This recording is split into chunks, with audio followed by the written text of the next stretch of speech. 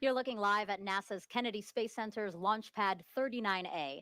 Fueling of that SpaceX Falcon Heavy rocket should have began a couple of seconds ago for the Psyche mission to a mysterious metal asteroid. Welcome, and thank you for joining us live from the Space Coast of Florida for this first of its kind mission. I'm NASA's Megan Cruz, and this is Jim Bell, a professor at Arizona State University. Great to have you here. Spectacular, great, good morning. Launch day, launch day, launch day, super exciting. You have a lot of excitement, and I'm glad to see it. Yes. As he said, launch day, so liftoff is targeted for exactly 10:19 and 43 seconds Eastern Time. The name Psyche refers to the spacecraft we're launching today, but also the asteroid we're sending the spacecraft to.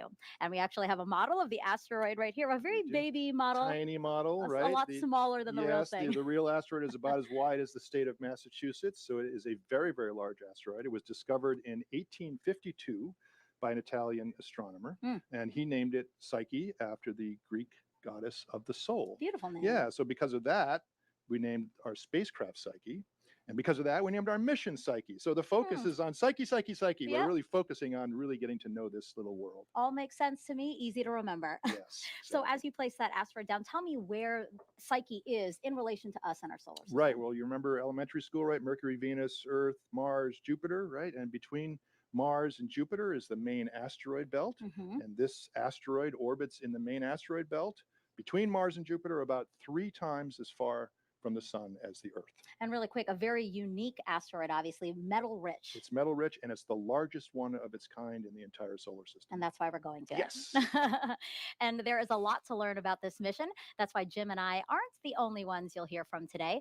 We have Jasmine Hopkins here at Kennedy Space Center at a nearby viewing location, Raquel Villanueva at NASA's Jet Propulsion Laboratory in California, and Daryl Nail and Mick Woltman, who will walk us through the operational milestones today.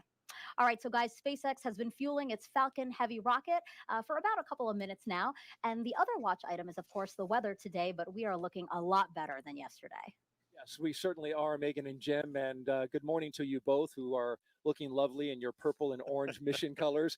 Mick and I here, we're in our gray, which was the weather yesterday. Yes. But, you know, great news in terms of the weather for today's launch. It improved to 85% go. We just heard a weather brief as she gave that brief to the launch director, Mike Taylor of SpaceX, and you can see it on the graphic there. 85% go. Winds are light and variable, 5 to 10 miles per hour out of the west. Temperature 82 degrees, and of course it's humid. Our only concern, though, Mick, a potential cumulus cloud in the area. We don't have any rain, as you can see on the radar. That's the best news that we got today. Yeah, absolutely. Like Jim, I'm excited this morning. I mean, we started early this morning, Daryl, you and I listening to the nets, and the weather has only improved over the last several hours down to this 85% go. And I'm excited for that as we move into launch liftoff this morning. The range team will continue looking at the weather and along with the engineering team on the launch vehicle.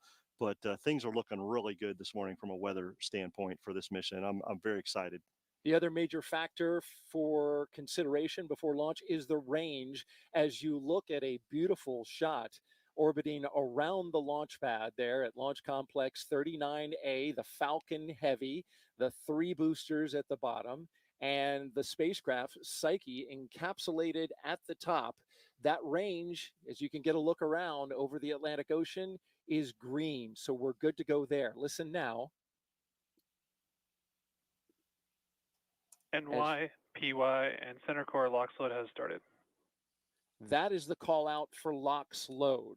So now we were flowing RP1 propellants into the Falcon Heavy boosters, those 3 boosters at the bottom. Now we are flowing LOX, which is more of a delicate operation. Yeah, absolutely. About 5 minutes ago, we started the RP1 load, which got the fuel going into the boosters. And now we are putting the cryogenic densified LOX in board. Between the 2 propellants, that will provide all the fuel and energy needed to fire the 27 Merlin engines this morning. So the team is loading the first stage, and about 5 minutes from now, we'll start loading second stage. So things are looking really good, and nominal instrumentation on all the load. We are counting down to a T0 at 10:19:43 a.m. Eastern Time, 14:19:43 UTC time. It is an instantaneous window now that we've started LOX. Real quickly, Mick.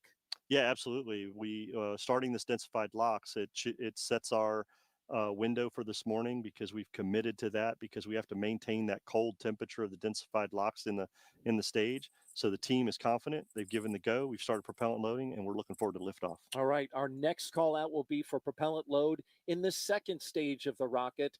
That's coming up in just about 10 minutes. But for now, we'll send it back to Megan and Jim. Wow, what do you think of those live views from the helicopter? Spectacular. Daryl and Mick are awesome too. It's great to We're have these awesome experts. too. We're awesome All right. too. Yeah, it was really great to see those shots, not, of course, of the rocket, but also the weather. 85% go. It's been our biggest concern, right? The spacecraft is ready, the rocket is ready, the team is ready. Let's hold out for the weather. Yeah. It's looking good. Looking good, exactly. Now, you heard that call out over the loops about loading liquid oxygen. You're going to hear call outs like that throughout the broadcast, and we're going to pause for those so that you can follow along with operations. Our broadcast today will take us all the way through the moment we deploy and get the first possible signal from the Psyche spacecraft. Now, Jim, people might be wondering why go to a metal-rich asteroid? Well, we've visited over 60 or more years of NASA and other space agencies. We've visited gas planets and rocky planets and icy moons and comets and rocky asteroids. We've never seen a metallic asteroid. There's a big population of them out there. Psyche is the largest one. Right. So we want to study this class of objects that we've never seen up close in the solar system. And so what do we hope to learn by studying Psyche? So one hypothesis is that Psyche might be the preserved ancient core of a little planet, a planetesimal. And so we can't study the core of the Earth, right? It's too hot, pressure's too high. We can't study the core of the moon or Mars or anything else like that. So here's a chance to study the core of a growing planet from early in the solar system that is exposed to view. At least that's our hypothesis. And we want to test that with our instruments and our amazing spacecraft. Perfect. And actually, speaking of the spacecraft, Psyche isn't the only experiment flying today. Hitching a ride on the Psyche spacecraft is the Deep Space Optical Communications Experiment, or DSOC. So, Jim, this is a completely separate technology demonstration. Yeah, so we're used to radio communications with spacecraft, NASA's Deep Space Network. This will be the first time we'll use optical laser beam communication to try to talk to the spacecraft as it goes farther and farther out into the solar system. And that technology has been demonstrated out to the moon, but not beyond. So we want to use it out at Mars and get much better data rates, much higher quality data. So it's going to be a great test, and Psyche mission's just super happy to be carrying the DSOC. Yeah, a lot of science packed into one mission. Now, Jim is obviously very knowledgeable. That's why we're inviting you to send him your questions about the mission. So just submit them online using hashtag AskNASA, then watch as we answer your questions live. And you can also interact with us by playing Psyche Bingo. Jim is ready to show you the card that you can get. You can get your very own by scanning the QR code we're about to bring up on your screen here. And every time you hear a bingo word on the broadcast, so for example, we have cruise, iron, core, Mars, whenever you hear one of those words, just mark it on your card. And when you get bingo, you can show off your win on social media by tagging @NASA Solar System. Right. Now, Psyche the asteroid is sometimes called 16 Psyche, and that's because it was the 16th asteroid to ever be discovered. Now, more than 160 years later, scientists will soon study it up close.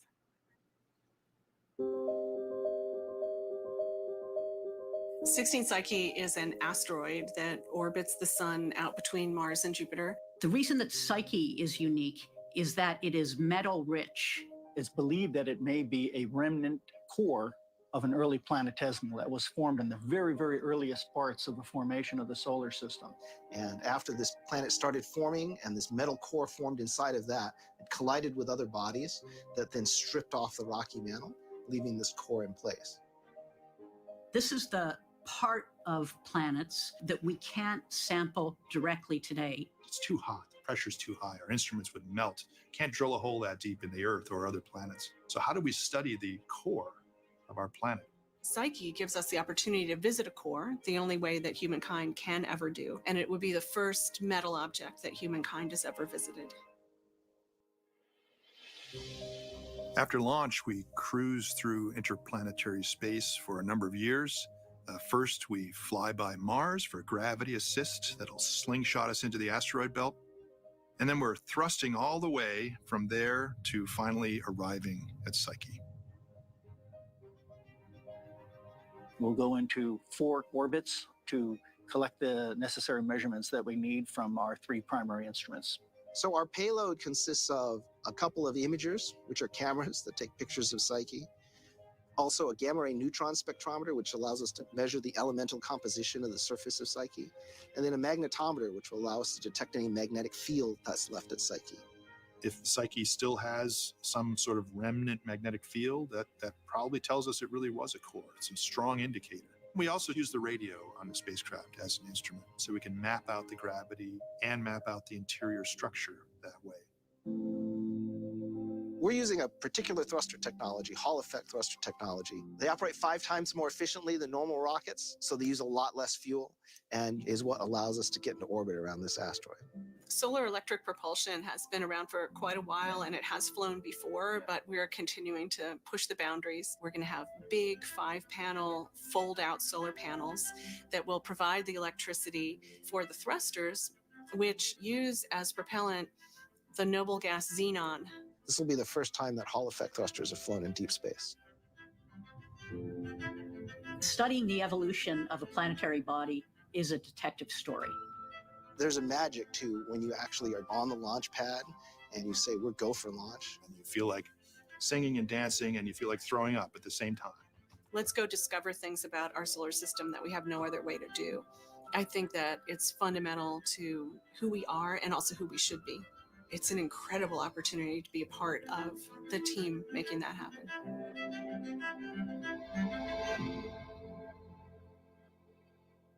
I want to take a second to repeat what you just said in that video, feeling like throwing up and excited and dancing all at the same time. Is that how you're feeling right now? Butterflies right now, very excited, but also super confident. This team is amazing that's putting this show together for us. And the scientist leading the investigation, we just saw her in that video, Lindy Elkins-Tanton.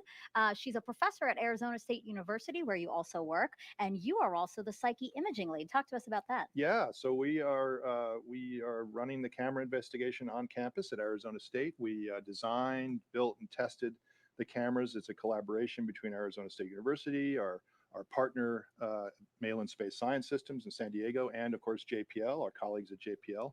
And we have a staff of faculty, staff, and students at Arizona State, and we'll be running the science data center there for all the instrument data to flow through, including the imagers. So we'll be taking those shots, putting the mosaics together, getting them out to the public as quickly as we can. I love that students are also involved. Yeah.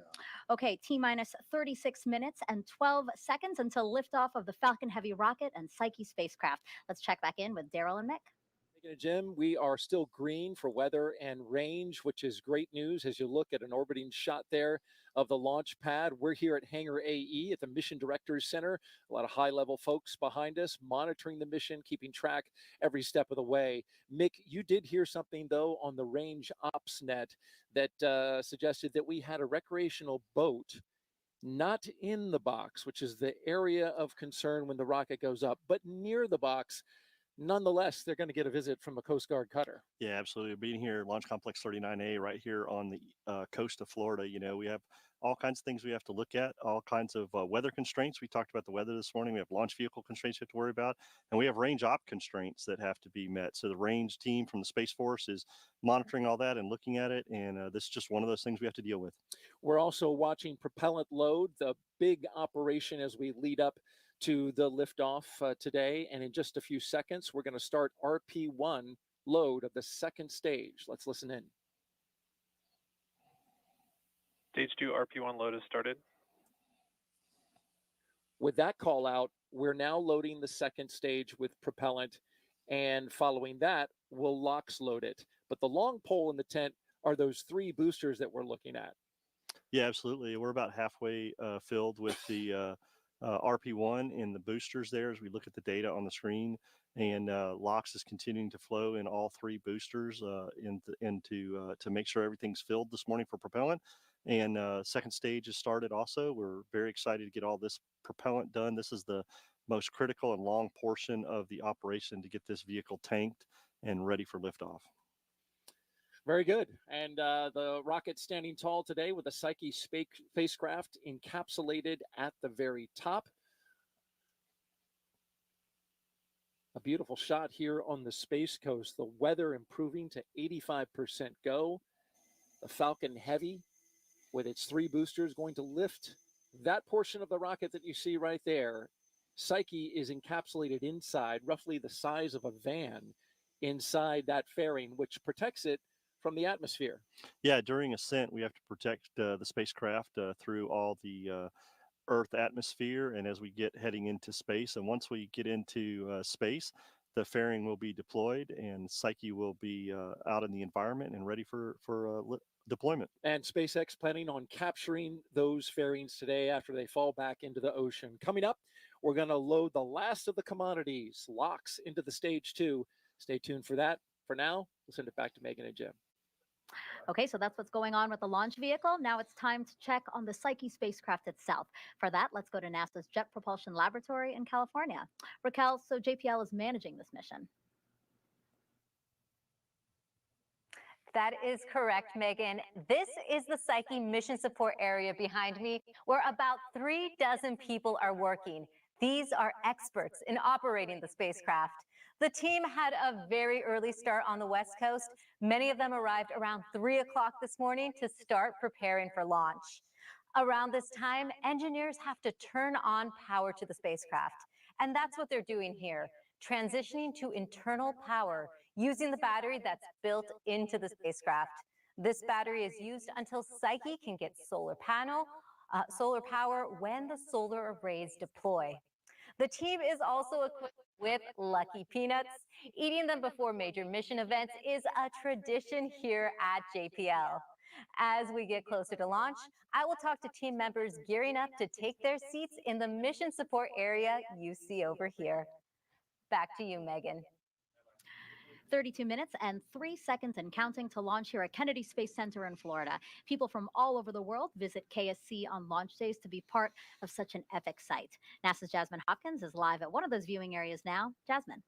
Thank you, Megan. Yes, we are on the balcony of the Operations Support Building 2 here at Kennedy, where we'll have a great view of the launch over in the distance. And joining us now is the Deputy PI for Psyche, Ben Weiss. Thank you so much for being here. Super excited to be here. Of course, I'm sure you are excited. You worked on this mission for over a decade. So tell us how your journey started at MIT and how that got you here. So we have a laboratory in which we measure the magnetism of rocks.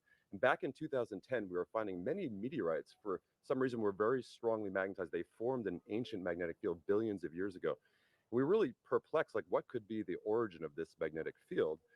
And we were puzzling over this. And one day, Lindy Elkins-Tanton, the future PI of Psyche, was walking by my office.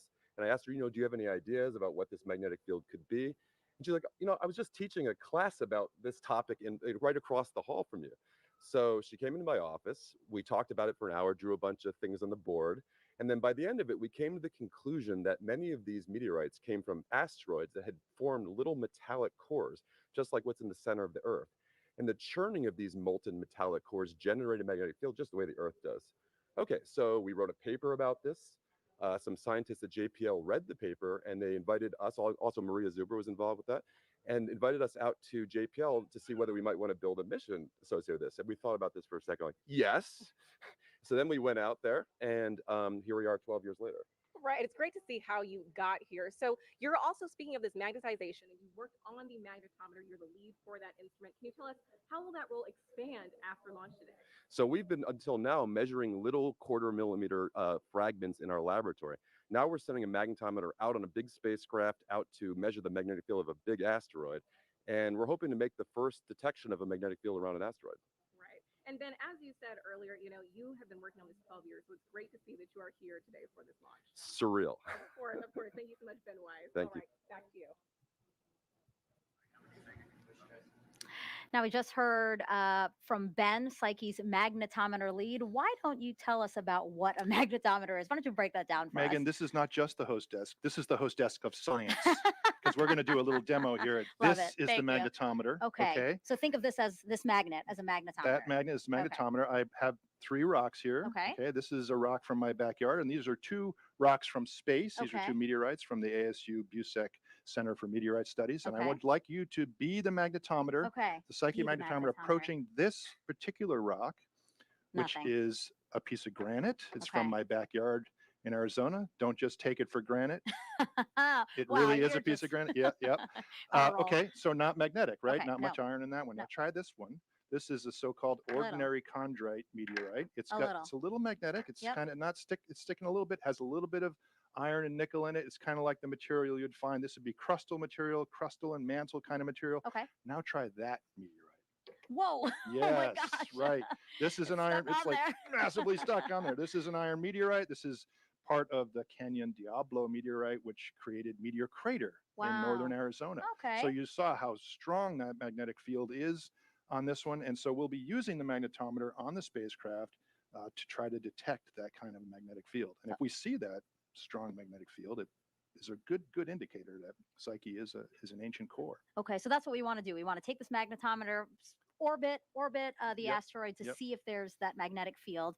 And so if we discover that, yes, this is likely a planetary core, what does that mean for us? Well, what can we learn from that? It gives us an opportunity to study a core of a planet in a way we just can't. We can't go to the Earth's core. We can't study the other planetary cores. But here we can look at this object, which we can get its chemistry. We can look at the kinds of minerals on its surface, its geology, its density, its gravity field, and really understand some details about how cores form and therefore how planets form. How planets form, our planet. Our planet in particular. Okay. Exactly, Thank you so much for breaking this down. Love the demo. Managing today's launch is NASA's Launch Services Program based here at KSC. It's responsible for delivering uncrewed spacecraft like weather satellites, telescopes. Many of those end up orbiting the Earth, but Psyche is going to go much farther. NASA's Daryl Nail spoke to an analyst about Psyche's unique trajectory into deep space. Jermaine Oliver, good to see you again. How you doing? Well, this is your animation here. You're the LSP trajectory analyst. Show us now what is happening here with the second stage and the Psyche spacecraft on board. We have the second stage and the launch vehicle together, and we're going through our first burn. This burn is going to get us to park orbit. During park orbit, we will basically loiter there until the trajectory lines up to get us on an outbound cruise to Psyche. Okay, and so now you're going into that park orbit, and I noticed this thing's moving around a little bit. Well, we want to keep the sun about a 90-degree angle, but at the same time, we're doing what we call a barbecue roll, where the spacecraft will just spin to keep the temperature gradient across the spacecraft and the launch vehicle the same. You don't want the sun focusing on one particular area that could potentially damage any instruments, any hardware. So it is continuing on the velocity vector, which we see here very clearly, and that 90 degrees to the sun. This is a long coast phase. Yeah, about 45 minutes or so before we actually get into the injection burn. Is there anything happening during this coast phase? No, we're just pretty much just going through the barbecue roll, tracking the sun, keeping it 90 degrees away. We're approaching now southern Africa and crossing that continent, but then getting ready for that second burn. Right. When we finish crossing over the continent of Africa, then we'll start getting ready to do that injection burn where the vehicle will get into another attitude that will line up with the velocity vector. And is that why we're seeing it start to swing back around? Yes, you're starting to see that swing a little bit slowly right now. Now the sun is on the other side of the Earth and starting to get into a shadow. So we'll actually be in darkness here as we approach the northwestern coast of Australia. Correct. But that's not a concern to us. We're still going to maintain the barbecue roll, as you can see. And as you can see right now, we're actually lining up to get to that velocity vector. And once we line up with that, we'll perform that injection burn. All right, we see it now in the dark side of the Earth, starting to point into that velocity vector that you mentioned. And here comes our second burn. Yes. You're about to see the second burn happen right now. It's about 2.5 minutes. This would inject us into the orbit that we would need to get to Psyche. Second engine start, number 2. Your animation has a little vibration there as the engine's giving it the go, and then it cuts off. Yes. And now, after this burn is complete, we will then get ready to go to the separation attitude. So you see the launch vehicle and the spacecraft get into an attitude where when we separate the spacecraft, the launch vehicle can then go into another attitude and perform a burn to get it away from Psyche. I see it swinging back around, and here you've labeled Psyche separation. Yes. This is the moment where the second stage comes off the spacecraft. Yes. At this time, we have separated from Psyche. Psyche is on its way. The launch vehicle is now performing a burn to get itself away from Psyche to include recontact, and Psyche will be on its way shortly. Great. We don't want to run into the second stage with the spacecraft. It's got a job to do. And first, it's going out towards Mars. Yes, it's going to do a Mars flyby to get that gravity assist, to slingshot itself over to the Psyche asteroid. Help save fuel, get out to its destination. That's all a good thing. Yes, sir. Jermaine, thanks for showing us that. Thanks for having me. Your time. And we have space enthusiasts watching today's launch from around the world. And we have some recorded questions that they've sent in, while some are posting them live to social media. So why don't we get to some of those questions now? Let's do it. Don't be nervous. I think you'll get them all. All right. So here's the first one. Hi, I'm Ezra, and I have 2 questions for you. How will you communicate with the spacecraft, and how did you come across Psyche 16? Thank you. Oh, Wow. great first question. Ezra's awesome. Those are great questions. So we actually communicate with the spacecraft using radio waves. So the spacecraft has a transmitter and a receiver, and it talks to NASA's Deep Space Network radio telescopes, which are around the world, in California, in Spain, and Australia. And these are enormous radio telescopes that can detect even very faint signals because we're going to be very far away.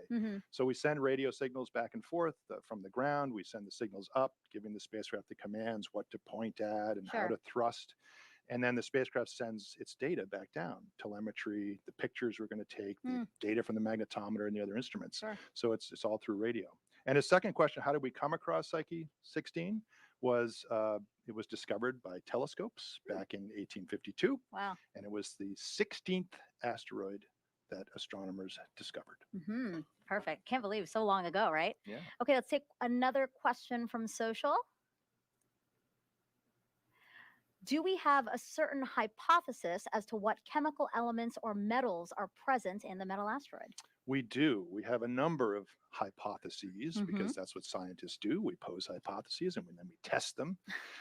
And one of our favorite hypotheses is that Psyche, the asteroid, is a lot like that metal meteorite that I showed you. It has a lot of iron and nickel and other heavy metal elements, and maybe a little bit of silicate rock on the outside from impacts into Psyche over time. But we're really going to be especially looking for that iron and nickel to try to make that case that it's a planetary core. Hypothesis now, but you guys are going to soon prove it right Test. or figure out something else, huh? Exactly. All right, great questions, guys. Keep them coming, again, using hashtag AskNASA. Now, launching Psyche today is part of what NASA is calling Asteroid Autumn. The agency is conducting a lot of science on different kinds of asteroids around our solar system. So let's learn more about that with NASA's Jasmine Hopkins. Thank you, Megan. Joining us now is NASA Administrator Bill Nelson. Thank you for being here. Great day. Yes, it's a great day to launch. So you were just in Houston, NASA's Johnson Space Center for the unveiling of the OSIRIS-REx sample return mission. So tell us about that. I mean, we are now about to launch Psyche. So why are we conducting these ambitious asteroid missions? Isn't it interesting that asteroids are just fascinating to us because it gives us the clues to the origins not only of our solar system, but also the universe. So we brought back OSIRIS-REx. We revealed it yesterday at the Johnson Space Center, and lo and behold, it has water in clay. And this is just on the outside of the container. We haven't even opened the container yet. It also has carbon. So if you got water and carbon, you got the building blocks of life. Now, this one, Psyche, we're going to a metallic asteroid, which is a core of some kind of celestial body. And as a result, we're going to learn all kind of new things, how these things fly through the solar system and they hit each other and they cause the evolution of what we have today, our solar system. And Administrator Nelson, you know, we're also looking at the longevity of a mission like Psyche. It's going to take us about 6 years to get there. So what are the long-term effects of a mission like this? RP1 load is complete. Well, it's what you have to do to get there. We're using a flyby Mars as a gravity assist, and that just takes longer to get there. But isn't that something? That 6 years down the road, we're finally going to get the revelation of what we're looking for, but we had to start planning it and building it even several years before this. Right, exactly. It's great to see that we are here on this day for launch. Thank you so much for joining us, Administrator Nelson. Jim and Megan, back to you. I mean, just heard that call out for stage 1 RP loading. Okay, we're coming up on another major fueling milestone now. Let's check back in with Daryl and Mick.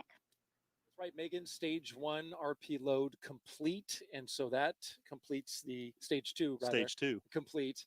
But we're continuing to load RP1 in the first stage boosters as well as LOX, which is the long pole in the tent.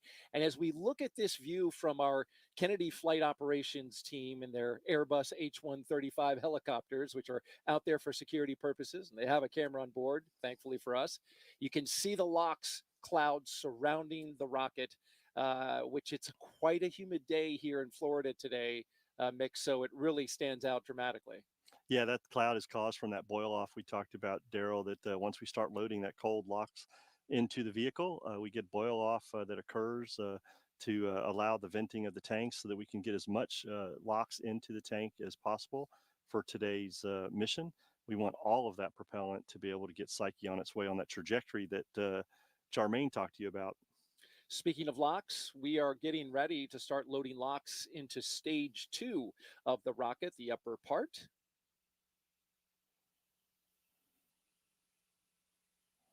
And you can see that Stage 2 LOX load has started. There's the call out. You can see that the strong back has been chilled as well. Now LOX is flowing up to the second stage of the rocket. Yeah, now this will be the last and final propellant we need to get on board the Falcon Heavy this morning. We continue to load RP1 and LOX onto the first stage. And now that we've started stage 2 LOX, everything will be complete. Daryl, I did want to say Jim is excited to be answering the questions of those kids today. Me personally here in Brevard, I got Miss Stafford's class watching you and I today out at Saturn Elementary, and they're excited to be watching what we're doing. Well, we thank them and all students who are tuning in today. We are hoping to have a liftoff here, and everything looks good for a T0 at 10:19 and 43 seconds a.m. Eastern Time, 14:19:43 UTC time. We will continue to track the tanking of this rocket, and we'll be back at T-minus 8 minutes to count down to liftoff. In the meantime, we'll send it back to Megan and Jim. Now, once the Psyche spacecraft is deployed today, it's going to take 6 years to arrive at the Psyche asteroid. Why is that? Why so long? Space is big, right? We live in a big solar system, and it takes a long time to travel between planets. 3 days to the moon, 6 months to a year to get to Mars or more. And so we are going on this looping trajectory from the Earth all the way out to Mars. We have to pass by Mars and get a little gravity boost from Mars. But then from there, we need to keep going out into the main asteroid belt, not all the way to Jupiter, but to about 3 times as far that the Earth is from the sun. And so it is just a long voyage, and it takes a long time to get there. Yeah, and when the spacecraft gets there, it's going to observe the asteroid from different orbits, right? Yes, so we will, this is a model of Psyche. We don't know that the asteroid really looks like this. We don't know it's exactly this size. We don't know its mass to great accuracy, right? So we're going to very cautiously approach it and get captured in its gravity in a very high orbit that's something like 33 hours long, and really start to characterize it, get to know the place. Hey, look, we're here. Let's get to know the place, right? And then over time, we'll slowly lower that orbit, and eventually we'll be down in an orbit that takes only about 4 hours to go around the asteroid. And that's when we'll get our highest resolution data and all that chemistry data that we're talking about.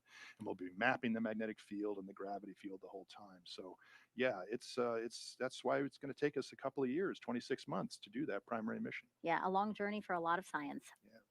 Now let's get to another update from Raquel, who's live with JPL in California. Thanks, Megan. I am in the Space Flight Operations Facility here at JPL, which operates the Deep Space Network. It consists of 3 complexes with large radio dishes that let us communicate with spacecraft that go beyond the moon. Now, these 3 complexes are strategically located in California, Spain, and Australia. They provide two-way communication and also help us track and navigate the spacecraft so we can keep them on course. And right now, the Deep Space Network is supporting over 40 missions. The Psyche spacecraft is expected to first communicate with the radio antennas in Canberra, Australia. Then data will come here to JPL. The operations team will use it to track Psyche, monitor its health, and send commands as it travels to the metal-rich asteroid. Megan, back to you. Now, riding along with Psyche is NASA's first demonstration of deep space laser communications. Let's bring back NASA's Jasmine Hopkins to learn more. Thank you, Megan. Yes, joining me now is Jason Mitchell and Trudy Cordes to talk to us more about the deep space optical communications, also known as DSOC. So, Jason, how exactly do these laser communications work? Well, Jasmine, so just like on Earth, where space users are voracious for data, and so most of that data on Earth is routed through fiber optic cables with lasers, as everybody knows. We do the same thing for space users in this concept for things like DSOC, except can't tether a spacecraft to a fiber, so you have to do a free space link. And with that, there's at least 3 challenges. There's pointing becomes a challenge. You have to point very precisely. Plus, the Earth distorts optical light, right? And so you think about a hot road or the horizon of a hot road on a hot day, right? Like today, and you see that shimmer. And then 3, the signal is so faint, you literally have to count photons. So we have to have these super cooled nanowire detectors that are cooled to just about 1 degree Celsius above absolute zero. But you put that together and we get a capability to deliver data 10 to 100 times faster. Right, so what we're doing is pretty complex. And Trudy, your directorate focuses on future technology. So how can we use DSOC in the future? Right, Jasmine. So as Jason said, 10 to 100 times more data we're getting back. So it's very enhancing. For our friends in science, more data means more discoveries. And then certainly with all the work the agency is doing around Moon to Mars objectives, DSOC now gets into the to Mars part of that. So humans to Mars, a very realistic type of system we could use for reliable infrastructure such as advanced communication systems is absolutely enabling and going to make humans to Mars and exploration a possibility. Exactly. I'm glad you mentioned to Mars. Jason, you are understanding, DSOC on a deep level, and actually there will be something called O2O on Orion for Artemis 2. So how are they working in tandem? So thank you. So the optical to Orion will be another optical demonstration on that vehicle, and it will. So they're different missions, so they're different implementations, but they do share a lot of common hardware, and they will use the same high efficiency photon algorithms, right? Remember that photon starved channel, got to count those photons. And that's how we'll accomplish that in injection or infusion into human spaceflight. Right. And Jasmine, just to add on, so Jason and I had the unique opportunity to go over and see O2O installed on the Artemis 2 service module yesterday. It looks absolutely beautiful. We're excited about that. We're very grateful to our friends in exploration for flying that for us to get this to an operational capability. And Jason knows what we like to say in space tech all the time. What do we say, Jason? Technology drives exploration. Bingo, exactly what Jason said. Awesome. Great things to look forward to in the future, Jason, Trudy. Thank you so much. Megan, back to you. As you heard, laser communications will play a big role in our next mission to the moon. Let's see what else is already happening for Artemis 2. It's a short package,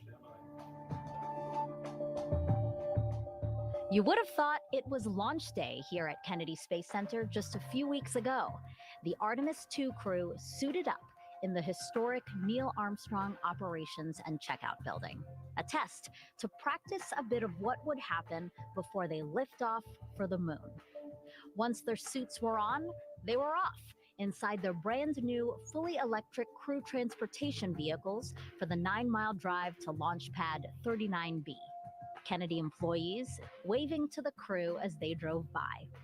At the pad, Commander Reed Weissman, pilot Victor Glover, and mission specialists Christina Cook and Jeremy Hansen took elevators to the top of the mobile launcher. When we walked out that crew access arm, I just had images of all those Apollo launches and shuttle launches that I saw as a kid, and it was unreal. I actually had to stop and just stand a moment in the crew access arm to really let it all sink in. The day's successful test ended in the White Room, their final stop before boarding the Orion capsule to the moon. That's your Artemis Moon Minute.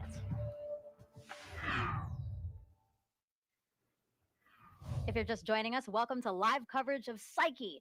Liftoff aboard a SpaceX Falcon Heavy rocket is now just 10 minutes, 13 seconds away.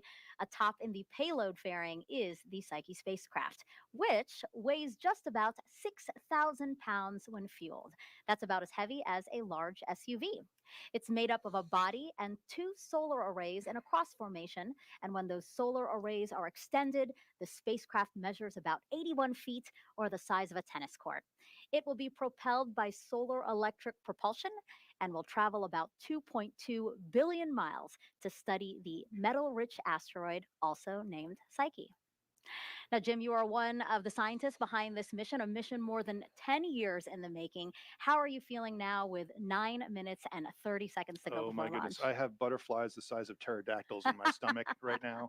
But really, I'm thinking about the team. Yeah. Right? I'm thinking about the hundreds, the thousands of people around the world, across the country, around the world, who have worked so hard to get to this point. Launch is the focus of a big team effort. And I know there's lots of folks out there on pins and needles right now. Absolutely. But also, I think we're also just super confident in the team at SpaceX, the team here at Kennedy, to get us up there into space and give us a great ride. Yeah. And this mission could benefit planetary science for generations. So impactful. Absolutely. I mean, we won't get to Psyche till early 2029, right? So you think about a lot of the kids watching at home today or in school today, they're going to be the researchers who start working with the data in the 2030s Yeah, wow. and beyond. And we're going to have that data set coming in for a couple of years and hopefully learn a lot about planetary cores, the Earth's core, how planets form, and all kinds of cool things like that. Jim, I really can't wait to see what you all uncover. You can't wait either. I can't wait either. Pterodactyls in your stomach. That must feel awful. And now taking us through the rest of the launch countdown are Daryl and Mick. Thank you, Jim and Megan. Appreciate all the knowledge we are getting about the Psyche Center mission core today. RP1 load is complete. And there we just heard a call out that the RP1 load is complete, and that's great news. We're continuing to watch as this vehicle is tanked with propellants, 2.8 million pounds of propellants, both liquid oxygen and refined kerosene, called RP1. We've got a number of things that we are going to be looking at as we count down in the final minutes, Mick, and one of them is chilling the booster engines, transitioning the power to internal from shore power on the ground to internal to the rocket and the spacecraft. Yeah, absolutely. As we're tanking the launch vehicle, there's also things going on with the spacecraft, and the spacecraft team is working all of their ops, transitioning to internal power, getting ready for this morning's launch. And we just heard that they confirmed communication with the spacecraft after a short transition, and we'll verify that they're on internal power here shortly. But things continue to look nominal for this morning's launch attempt. And we're hearing as we go along updates about when each booster's RP1 is complete. And we will also hear when their LOX is complete. We're getting now down to the final filling of the boosters.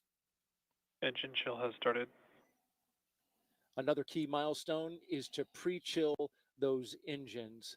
And that's critical when you're flowing super chilled liquid oxygen into them. Yeah, we want to make sure all 27 engines are chilled to the right temperature, making sure once we get the chilled down RP1 and the densified liquid oxygen in there, that things continue to work nominal from that aspect. So the team will continue to top off the LOX tanks and get ready for moving into terminal count.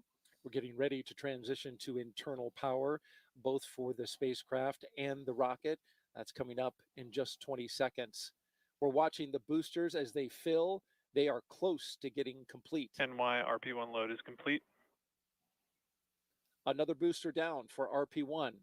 Actually 3 now. So now we move to the filling of the LOX and the completion for all 3 first stage boosters. Okay, and I'm good to run that now.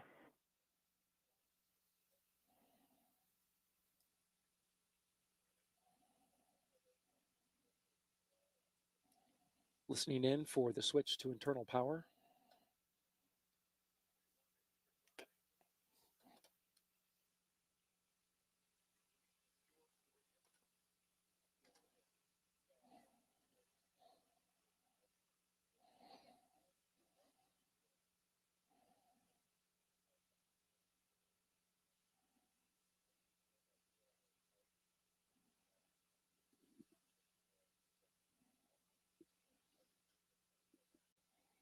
Beautiful shot of the rocket, Falcon Heavy. Spacecraft is on internal power. There's the confirmation. The spacecraft is now on internal power. The Psyche spacecraft that you see there encapsulated between those 2 fairing halves. Vehicle tanks are pressing for Stromback retract. So there we heard the team is pressing the Strongback to get ready to retract the transporter erector, or Strongback as you refer to it, away from the vehicle just prior to launch. We saw a shot there at the fairing, and that structure will move here in about 10 seconds as they retract that. Things are continuing to move pretty quickly here, Daryl, as the team preps for a T0. Strongback retract has started. So now let's take a view up at the top of the rocket where we can see the clamp arms. They will begin to release the rocket at just about the midsection of the rocket, midway up. We're also waiting for the NLM pole, which is coming up in just a few seconds. A final check with the NASA launch manager, Tim Dunn, by launch director Mike Taylor of SpaceX. LD, NLM, countdown net. LD. The NASA Psyche team is go for launch. Copy, go for launch. Great news there. The spacecraft team is ready. NASA's launch NY team is LOX ready. load is complete. Yep, and there we heard a call out for a LOX load on one of the side boosters is complete as the team continues to fill the tanks and top them off, getting ready for launch. We should be hearing the other two side boosters finishing up along with stage KY 2 LOX load LOX is load complete. complete. There we heard the other side booster is complete with LOX load, Daryl. These two side boosters, they'll be coming back today. So if you're here locally, you're going to get quite a show. Boosters 1064 and 1065, which have flown 3 previous missions, 2 DoD. Center core LOX load is complete. And 1 commercial mission. They'll be coming back about 7.5 minutes after liftoff. So look to the sky for that, especially that entry burn and landing burn. They'll make a sonic boom that you can't miss. Yeah, absolutely. We are looking forward to those 2 boosters coming back. And as we talked earlier, that center core will be expendable. We'll use all the propellants for Psyche today. And if you look at the launch vehicle, one of the unique things about that center core being brand new and expendable is you'll notice there's no grid fins or landing legs on that. And that is done by purpose to make sure we get the complete performance out of that center core for that trajectory that Jarmaine talked about to allow Psyche to perform its mission. Always good to save some mass when you're flying a rocket to space.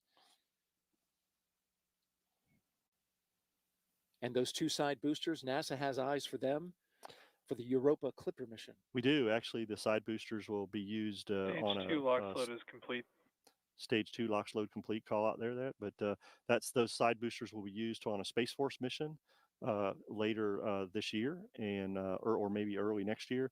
And then we are looking to use those as our prime side boosters for the Europa Clipper mission in 2024.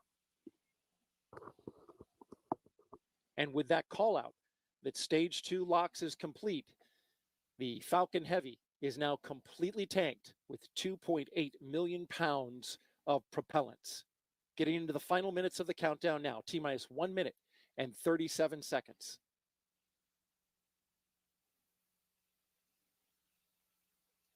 Gas launch closeouts. So you heard there the ground gas closeouts and see that burst of LOX coming off the side of the rocket there. That is emptying out the LOX line in the transporter erector or strongback.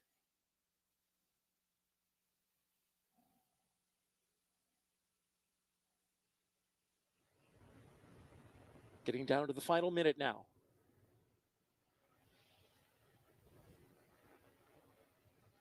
Falcon Heavy is in startup. Good call out that the Falcon Heavy is in startup. Now we're going to get the go at T-minus 45 seconds.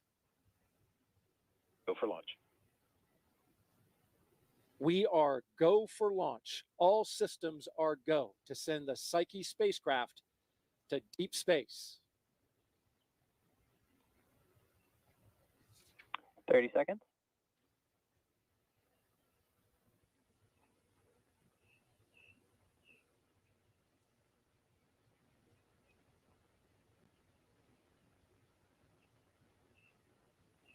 $15 seconds. And here we go with the final seconds of launch. T-minus 10, 9, 8, 7, 6, 5, 4, 3, 2, 1. Engine ignition. And liftoff. Liftoff of Falcon Heavy and Psyche on a mission to a metal asteroid in deep space to study the building blocks of our planet's inner space. Vehicles pitching downrange. M1D chamber pressure is nominal.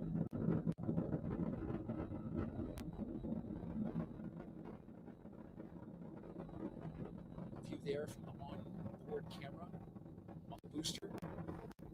Beautiful shot there as it goes through the clouds.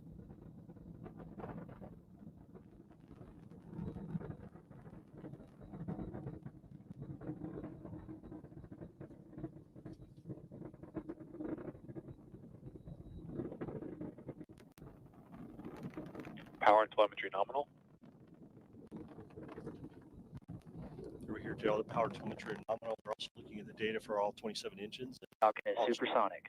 All chamber pressures look good, and Falcon is supersonic now. Throttling down in preparation for max Q. Moment of peak mechanical stress on the rocket. What will happen here Max is Q. the side boosters will be at full power, and the center core will be at a reduced power to go through max Q to reduce the pressures on the structure of the launch vehicle. Coming up in 30 seconds.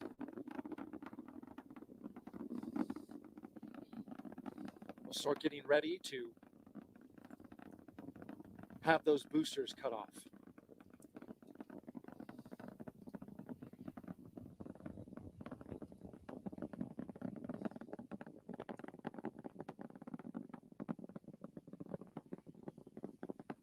Vehicle's looking good, pitching down range. All telemetry looks really good so far, Daryl. So we see a beautiful view of the Falcon Heavy and center core and side boosters there. Data is looking really good. All 27 engines of the Falcon Heavy putting down 5.1 million pounds of thrust. Standing by now for booster engine cutoff for those side boosters. The center core booster will continue on.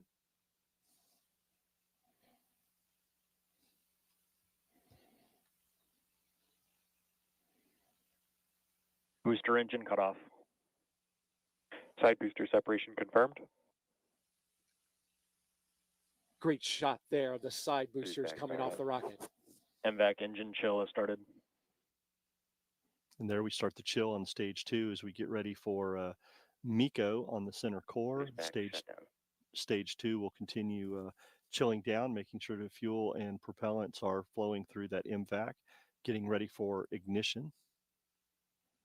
Those boosters will have 3 burns, 2 re-entry burns and 1 final landing burn before it comes back down at LZ1 and LZ2, landing zone 1 and 2 here at the Cape.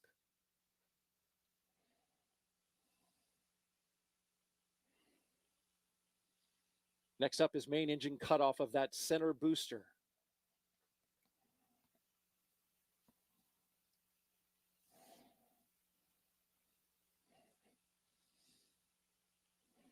After that cuts off, there'll be a series of steps that will happen in close succession. Main engine cutoff. The center core stage will separate, and then we'll start the second stage burn, the first of 2 burns today. There we see a shot inside the shutdown. That was a shutdown. Looking main now engine inside cutoff. the booster. There you have MECO. Stage separation confirmed. And there it goes. You're looking at the second stage in front of you, lighting up its MVAC MVAC ignition. engine. Split screen now on your right-hand side. Center core FTS is saved. Bermuda. Calling out the communication stations. What a beautiful shot there, while we had it, of stage 2. Daryl, we continue to look at the side boosters. Fairing separation confirmed.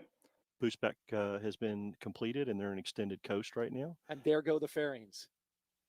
Revealing Psyche to the atmosphere. You can see the fairing falling away back to Earth. SpaceX has their recovery vessel. Vehicle is on a nominal trajectory. Their recovery vessel, Bob, is out in the waters right now, looking to recover both of them. Getting a good burn now from the second stage. This lasts about 4 minutes.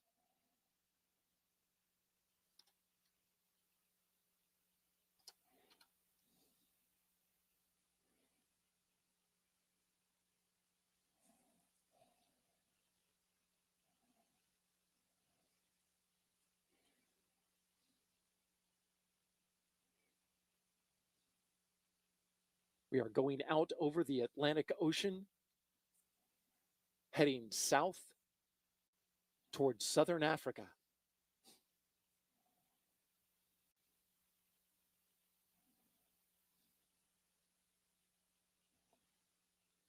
On the right-hand side, you see the glowing engine of the stage 2.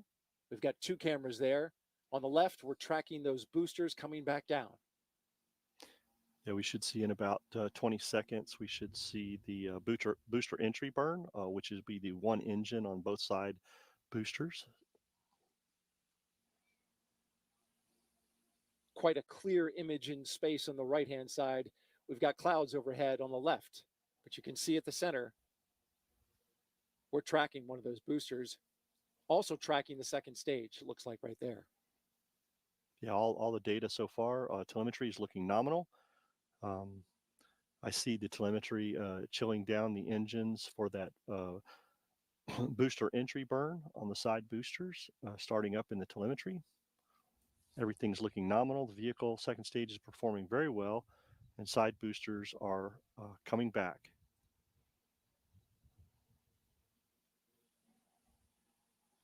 Boosters entry burn startup. And there we just heard booster entry burn startup is happening.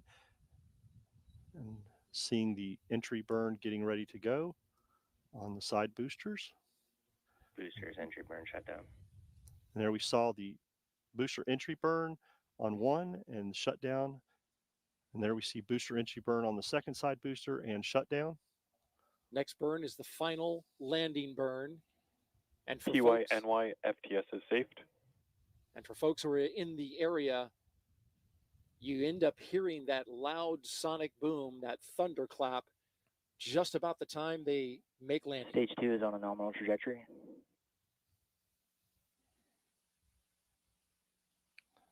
You and I here at Hangar AE, just a couple of miles away from this landing zone, we certainly hear it and feel it. Yep, and I see now that the side boosters are supersonic, transitioning to transonic. And that's a shot of the booster through a thin layer of clouds. We hear the call out for transonic. Landing burn is started. Here it comes.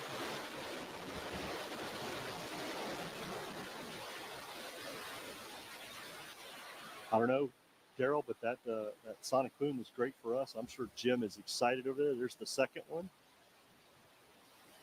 I'm sure the host desk over there is feeling that really well. Literally, our monitors were shaking as both those boosters broke the sound barrier. And we just heard booster landing confirmed, as we see on the screen, both back landing zone 1 and 2. Everything looks great. And then the call out for Stage 2 FTS is safe. Seco 1, Stage 2 engine cutoff. So, Daryl, this will put us into that 45-minute coast that you and Jarmaine were talking about, allowing us to do nominal that park orbit roll. insertion. Absolutely. We're looking forward to that. And as you look at your screen there are the two side boosters on their landing pads, coming down more staggered than I'd seen them before, but nonetheless, perfect landings for them both. And now we will continue to track this right here, the second stage of the Falcon Heavy, along with the Psyche spacecraft right there looking forward. You can see the spacecraft on the right-hand side. It will be coasting now for about 45 minutes. And when we come back, we will bring you the moment of separation. In the meantime, we'll send it back to Megan and Jim at the host desk. And if you're just joining us, welcome live to Kennedy Space Center in Florida, where we just saw a Falcon Heavy rocket launch off with Psyche, the spacecraft. Jim, speechless. Actually, you weren't speechless during the launch because you were standing next to me, and he just kept on saying, "Go, baby, go!" Oh, it was so powerful, so incredible. Just the light, the sound, you felt it in your bones, just shaking us as this thing goes up. I saw the range of emotions. Like, you were super excited, and then you got quiet. You got really quiet. Well, there's a lot riding on this for the whole team, right? For all the hundreds and thousands of people that have been involved with this. It's just what a great ride so far. Yeah. How did you feel also hearing and feeling those sonic booms? I was kind of worried because we saw it in the video and we were like, are we going to feel it here? And all of a sudden, boom, boom, yeah. That was very exciting, very exciting. So, and it's just great job landing those boosters because we want to reuse them for Clipper next year. Yeah. Anything you want to say to the team? Again, as we just saw at liftoff, you said all that hard work, all that time. Yeah. No, this is just, it is a team effort. And, we're going to be collecting this data set and studying this planetary core for future generations. Really, it's going to be spectacular data, images, chemical data, magnet field data, gravity data, And really, we can't study the Earth's core any other way. So here's maybe how cores grow and what's happening inside our own planet. Yeah. So Expected the loss of Psyche signal, mission is Bermuda. going to explore the metal-rich asteroid, also named Psyche. And why don't we take a closer look at Psyche now? It was first discovered in 1852. We don't know exactly what the asteroid looks like, but scientists have combined radar and optical observations to generate this 3D model you're looking at right now. Shaped like a potato, at its widest length, it's 173 miles. That's about the same as driving from Houston to Austin, Texas. There's evidence of 2 crater-like depressions. It appears to have a significant amount of metal, and a day on Psyche lasts only about 4 Earth hours. So as Psyche's imaging lead, tell me, when can we expect the first photos? We have to spend, once we complete the deployment, we have to spend many months just checking out the systems, propulsion system, communication system, computer system, everything, right? Communications. And part of that is checking out the instruments. So I think the magnetometer might get checked out first because they're trying to detect some of Earth's magnetic field before we get too far away. And then in the weeks after that, we'll be testing out the imagers, taking pictures of stars, calibrating the cameras, getting the geometric correction just right, and getting ready for our eventual flyby of Mars, where we'll get lots of more great pictures as we pass by Mars. And then, of course, we'll start seeing Psyche as we get close to the end of this decade in late 28, early 29. It'll go from that point of light that we can see in telescopes to its own little world. Yeah, the fact that right now it's so far away, again, orbiting the Earth between Mars and Jupiter, 3 times farther from the sun than Earth is, to be able to study it now up close, that's amazing. It's very exciting, right? Yeah. And the fact that we're going so far out to learn more about our home planet, I think that's so fascinating. It is. And I love the fact that, this is something we're going to share with the whole world, right? It's a point of light in the sky right now, but we're going to see it become a world as it gets bigger and bigger in the windshield as we get closer. Perfect. Now, NASA's Jet Propulsion Laboratory in California is managing this mission. I also hear you're managing a very excited crowd right there. Thanks, Megan. Yes, back here at JPL, there was so much excitement, clapping, cheering, high fives, and just take a live look from inside Von Karman Auditorium. We invited friends and family to come here today and watch the launch together. They're taking some photos right now, and when the launch happened, the whole room started clapping and cheering, and they are wearing their Psyche gear there. So Psyche may be off the ground, but its twin is still here on Earth. It will support testing on the spacecraft journey to a metal-rich asteroid. Psyche testbed engineer Joan Tubangbanwa joins us now to tell us about it. Thanks for joining us, Joan. Thanks, Raquel. So how would you describe Psyche's testing twin? Yeah, that's a great question. Psyche's testing twin is called the testbed, and it is located at our spacecraft assembly facility here at JPL, which is the same place where we built the Psyche spacecraft. Now, the testbed isn't something that you can just get from the mattress store, nor does it look like the spacecraft or a mattress. In fact, it's hardware that stays here. And if you look at the picture, it's connected by these snake-like wires that is designed to have the same software that the spacecraft is running with, which is also called its brain. Now, Joan, you are about to start your shift here in the mission support area. What will you be working on? Yeah, it's a super exciting time right now. The testbed is closely following behind the Psyche spacecraft as it progresses through the launch procedure. My shift begins when we first communicate to the spacecraft since liftoff, and this is done through something called commands. Now, commands are directions that we give to the spacecraft, which we tell it what to do and what kind of information that we need from it. The room will be making sure that the spacecraft is in a safe state, while the testbeds are sending the same commands and simulating the same data that we would get from the spacecraft. If anyone in the team or in the room was curious about a specific command, we would first test it on the testbed to see that we get the expected response. Lots of work ahead. Now, Joan, you're not saying goodbye just yet. Tell us what's next. Yeah, so of course I'll be celebrating a successful launch with my family, who's actually in Von Karman Auditorium right now, came all the way from New Jersey. October is also a special month because it is Filipino American History Month, and I was born in the Philippines, and so we'll be putting on an event that highlights both Psyche and our Filipino American team members. And lastly, I'll be following following Psyche's journey, making sure that our test beds are operating alongside the spacecraft. Joan, thank you so much. I'm glad you were able to celebrate with your family. Megan, back to you. Filipino Joan. And we were happy to host JPL's director here at Kennedy for launch. She's with NASA's Jasmine Hopkins, and they had a great view of liftoff. Thank you, Megan. That is right. The crowd was so excited here on the balcony to see that beautiful liftoff of the Psyche launch. We're honored to be joined by Lori Leshan, director of JPL. So, Lori, this is a coast-to-coast mission from JPL to Kennedy. How do you feel to be here for launch? So thrilling, so exciting to see that rocket light. There's nothing like it, and you see it, and then you feel it, and then the emotions really start. Exactly. That was the perfect description of what we just saw. And there are a lot of emotions attached to this for you. The team at JPL has been working on this for years. So what do you want to say to the team at JPL and your partners about today's launch? I am so incredibly proud of our team at JPL. I'm waving to all of you right now. I will say I was out at the launch pad a few days ago in the hangar with the rocket. It was laying down, and I just took a few minutes away from the group to stand underneath the fairing and think about all the thousands of hands and minds and hearts that have gone into making Psyche possible at JPL, at all our partners. And I just couldn't be more thrilled to represent them. Exactly. And it's really like a relay race. You know, today's the beginning with launch, but you guys have 6 years before you get to Psyche. So Yes. What is next? What's the work being done at JPL? So right now, it's all about picking up from the launch team and getting our spacecraft separated from the rocket, power positive, checking out all the systems, and starting thrusting in just a few months to get us on out to Psyche, 2.2 billion kilometers away. Yeah, exactly. A lot to look forward to. Thank you so much, Lori Leshan. Thank you. Of Go course. Psyche. Yeah, go Psyche. Megan and Jim, back to you. The Psyche mission is a collaboration between NASA's JPL, as we just saw, Arizona State University, and NASA's Launch Services Program in Florida. Let's meet some of the other people who made this mission possible. At the end of the day, it's always a philosophical question, right? Of why are we in this universe?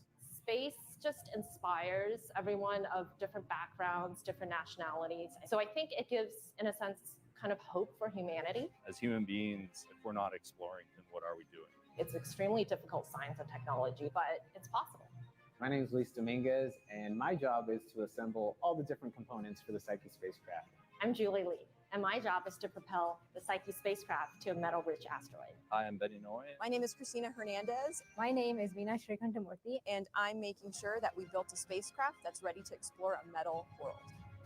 What's really exciting about Psyche being a metal-rich asteroid is we haven't yet had the opportunity to explore a planetary core. And that's what we actually think happened to Psyche. There is a theory that this metallic asteroid may be very closely related to the materials that made up the core of our own planet. It could have been the remnant of a planetary collision billions of years ago in our solar system. All that's left is the metal-rich remnant. Scientists hypothesize that by studying this asteroid, we think that could give us a lot more insights on what our actual planet is doing. So this is the Psyche spacecraft. We're basically looking at a spaceship that's going into space. And welcome to High Bay 2 at JPL. We pulled together all the different components that everyone's building, and so this is where we control the Psyche spacecraft. They dictate how things happen on the floor. This is where I work on the low voltage power supply for the Psyche mission. It's pretty exciting to watch something that we built with our own hands. To see something that you've spent years on. Launch and in a couple of years reach Psyche and send back science data. We formed a really, really critical team. The diversity of skill sets that each one of us in our community brought to the team to make this kind of impact to society is what inspires me to be an engineer in the space exploration sector. Now, Jim, we just heard from some of your colleagues. Tell me, what does it feel like for you to be part of this team? Oh my God, it's such an amazing team, Megan. And you saw some examples there. It's scientists working with engineers, all kinds of engineers, all over mechanical, software, communications, propulsion, power, every kind of engineering you can imagine. But it's also, we're working with managers, administrators, communications experts, educators. I mean, it's just such an amazing collection of people, a community of people that it takes to make this kind of thing happen. And I know they're all just super excited right now. Yeah. And somebody said, what inspires them? What inspired you to be a part of Psyche and to want to go into this field? When I was a kid, there were astronauts driving cars on the moon on TV. And it's like, I want to do that, and I've always just been hooked on it. Had a telescope when I was a kid, got to know the night sky, and just been really fortunate to be able to pursue all this as a career. Yeah, I can still feel how emotional this is for you. Are you okay? We're back to excited. We're back to excited. All right, it's now been about 20 minutes since launch. Let's go back to JPL and Raquel again for another update on the Psyche spacecraft. And Raquel, the mission support area is working in shifts, yeah?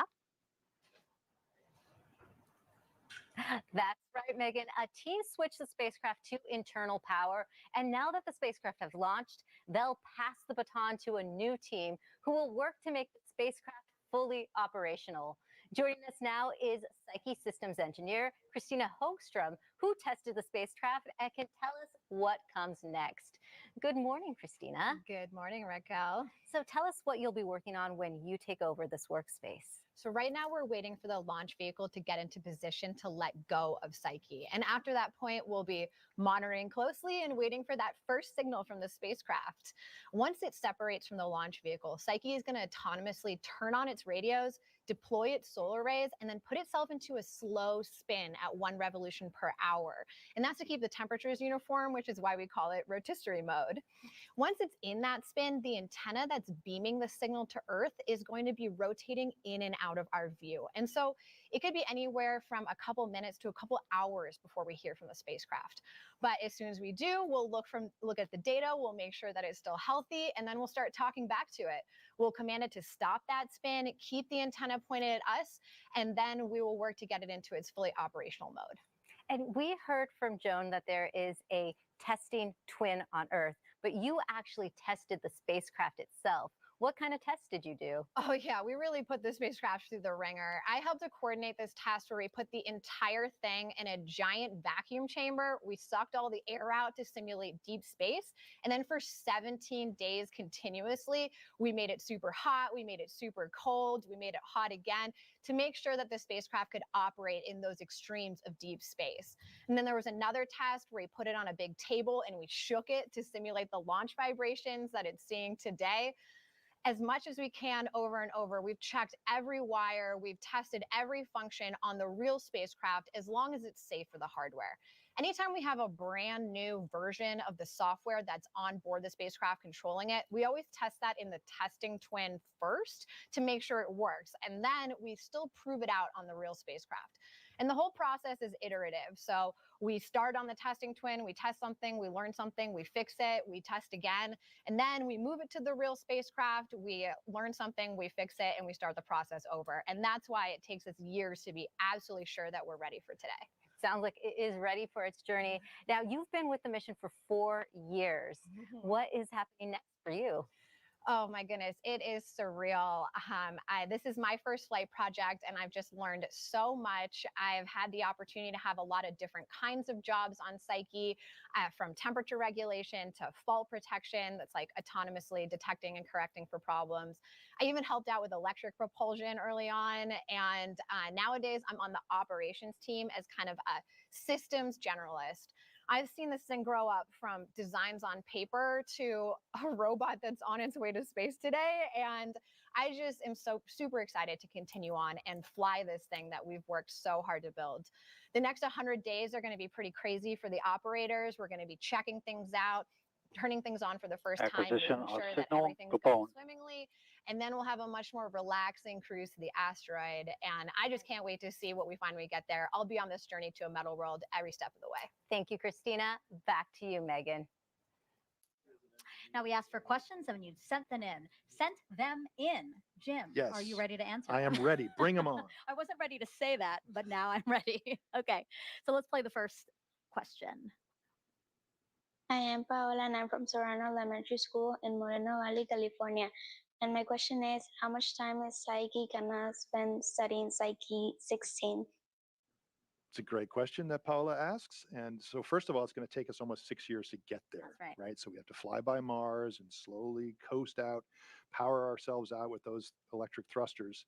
And then when we get to Psyche, we'll start up high in this 33-hour orbit, and we'll spend a little more than 2 years, 26 months, slowly getting closer to the surface and getting higher and higher resolution and map this whole thing and get its chemistry and magnetic field and all that kind of stuff. So about 26 months. Awesome. Great question, Paola. All right, let's take the second question now. How can an asteroid have enough mass and density to support a molten metallic core? That is an outstanding question. And the answer, we think, is that this asteroid was part of something much bigger, right? And so it had more gravity. And with that gravity comes internal heat, pressure, internal heat, and it's got radioactive elements inside of it as it was forming. And so it's really hot on the inside and it can get molten. And we think that the part we're seeing now is just what's left over after maybe a big impact, a grazing impact, knocked off the mantle and crust. We're going to test that hypothesis with the Psyche mission. Okay, let's squeeze in one more question. This is Andy Zhang on H. How long did it take to research and develop this mission and the Psyche spacecraft? Well, it's the better part of 10 years. Yeah, We saw earlier in the show that, it all started with some scribbles on a whiteboard and, folks thinking ideas about how can we learn about planetary cores? How can we figure out how planets form? We can't study the Earth's core. Hey, let's go visit a metallic asteroid that might be the remnants of a core. And so that idea from sort of 10-ish years ago became a proposal, a pitch to NASA in a competition that we won. To mount a Discovery class mission.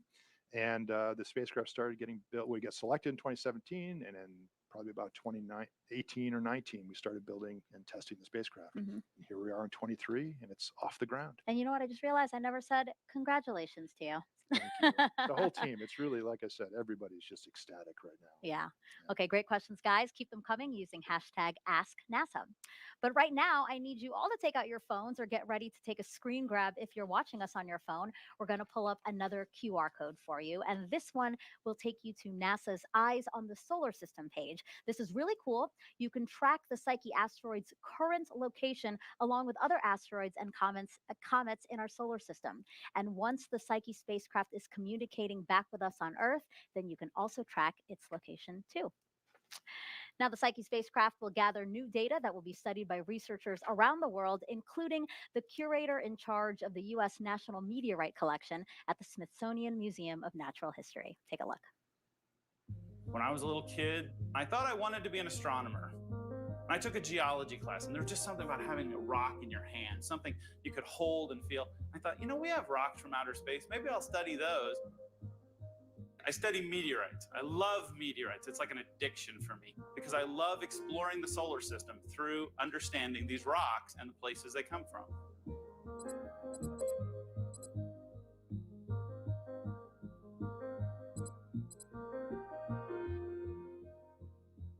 Life on Earth exists on two heat engines. One is the sun, but the other is the heat engine below our feet that drives the movement of the plates. It drove the differentiation of the planet. We've known for 2 centuries that our core was made of metal, but we haven't been able to explore it. We can't drill a hole that deep. We can't explore with any kind of submersible in the oceans. What we've been looking for years is a metallic asteroid, something that's very dense. Psyche is an asteroid 200 kilometers across, thought to be metal rich. Psyche is our way to explore our own planet. We have meteorites fall to Earth. Some of them are little tiny pieces. Some of them are the size of cars. But compared to Psyche, they're just tiny little specks of dust.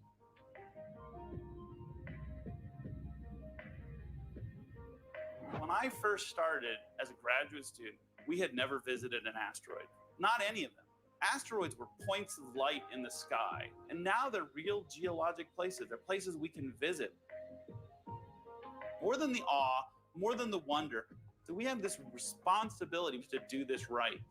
And that's why this part is so important. What we're doing right now, designing these Acquisition of instruments, signal, that will hard to determine be whether stopped. we get the data that graduate students 10 years, 20 years, 30 years from now will learn things about this asteroid that we can't even imagine today. It's the journey of a lifetime, and I didn't want to miss it. Now, NASA has dubbed this fall Asteroid Autumn for all the fascinating things we have going on with asteroids around our solar system. For more on that, let's bring back NASA's Jasmine Hopkins.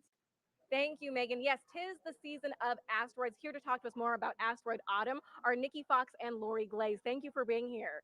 We are so excited. So we are in Asteroid Autumn, but no two missions are the same. Nikki, tell us what makes Psyche unique.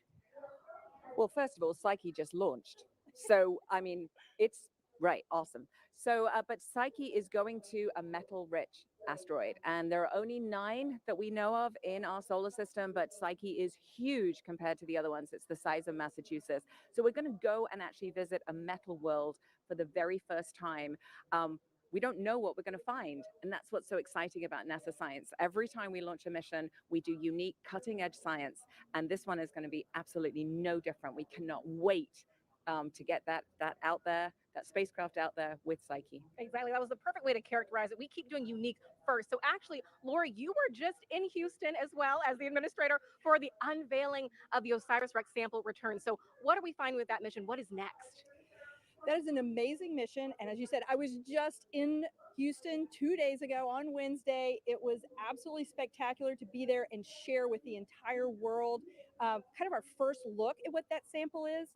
But really, it's the very beginning of the analysis process. We've got so much incredible science to do. But what was so unique about that particular sample was we're finding water in the sample. We're finding carbon, an incredible amount of carbon, more than we've ever seen even in the meteorites that we have here on Earth. So there's just so much new discovery to come. Keep tuned on OSIRIS-REx over the next several months, and I'm sure there'll be a lot more great new data. Exactly. And we're actually not at the end of Asteroid Autumn yet. The Lucy mission is about to have a close flyby, its first asteroid encounter since launching in 2021. What are we looking to find from that? So again, we're going to be going to an asteroid. It's a little one, so it's very, very different from Bennu, and it's different from Psyche. And we're just going to learn a lot because it's going to be the very first time that we've actually visited this new world. It also gives us an opportunity to actually check out the instruments and make sure everything's ready for when Lucy actually gets into the Trojan belt and starts the flybys in there. And I have to just give a shout out to DART. It's also part of Asteroid Autumn, and we just celebrated that 1-year anniversary of smacking that on the nose. But Laurie is going to tell you why Lucy is so important. Yeah, so the Lucy mission, as Nikki said, of course, is going to fly by a little asteroid named Dinkinesh, and it's a main belt asteroid. But the real goal of Lucy is, at the end of this decade, is to explore several what we call Trojan asteroids. And they're Trojan because they kind of hide, right? You find the Trojan asteroids leading and trailing Jupiter in its orbit around the sun. Interesting fun fact, those asteroids, even though they're in Jupiter, the orbit that Jupiter's in around the sun is actually closer to Earth than Jupiter. But those asteroids are incredibly important for telling us about the early part of the solar system, where the giant planets were, and if they migrated or moved over time. Those asteroids were picked up and held in that gravity field over time. And so the different asteroids we're going to visit will tell us about that history. Exactly. A lot of great things going on with asteroids right now. Nikki, Lori, thank you so much for being here. Go Psyche. Go Psyche. Of course, go Psyche. Jim and Megan, back to you. I love to see how excited they are. I also love that we do have this big screen there that's showing you the trajectory again of that second stage with Psyche. Now we are 33 minutes since launch. Once this Psyche spacecraft is on its own, the spacecraft will use solar electric propulsion to move through space. Now that's a super efficient system being used for the first time beyond the moon. First, Psyche's solar arrays will convert sunlight into electricity. That electricity will power the spacecraft's 4 Hall thrusters. Those thrusters will use electromagnetic fields to turn Psyche's propellant xenon into thrust, and that thrust will gently propel it through deep space while emitting that cool blue glow you just saw there on your screen. Now, Jim, when we're talking about gently, it is very gentle. Can you tell us about that? It is very gentle. How gentle is it? It's so gentle. Hold out your hand. Okay. I have 3 quarters here. All right. It has about the same amount of force as those quarters. Feels like nothing. Nothing. Absolutely it's like nothing. a bag of feathers, Yeah. right? I mean, it's very, very gentle. So tiny but mighty, right? Because you exert that force over time, just continuously. So instead of just like one big main engine burn, it's just a slow, gentle process with that beautiful blue glow. Yeah. And that accelerates us out to like 125,000 miles an hour on our journey out into the solar system. And that's essentially because even though it's nothing, if there's no atmospheric drag to push it back, it just keeps accelerating. Exactly. Interesting. Wow. Now, Maxar Technologies supplied Psyche's 4 Hall thrusters. You can see them there. Engineers estimate that if this mission used traditional chemical thrusters, it would have burned through about 15 times as much propellant. Now, Psyche is carrying 3 science experiments on board. Check out how they'll discover the asteroid's composition without even landing on it. Psyche is a unique object in the solar system. To us, Psyche is this really unusual body giving off really unusual gamma ray neutron signatures. Technically, it's an M-class asteroid out between Mars and Jupiter.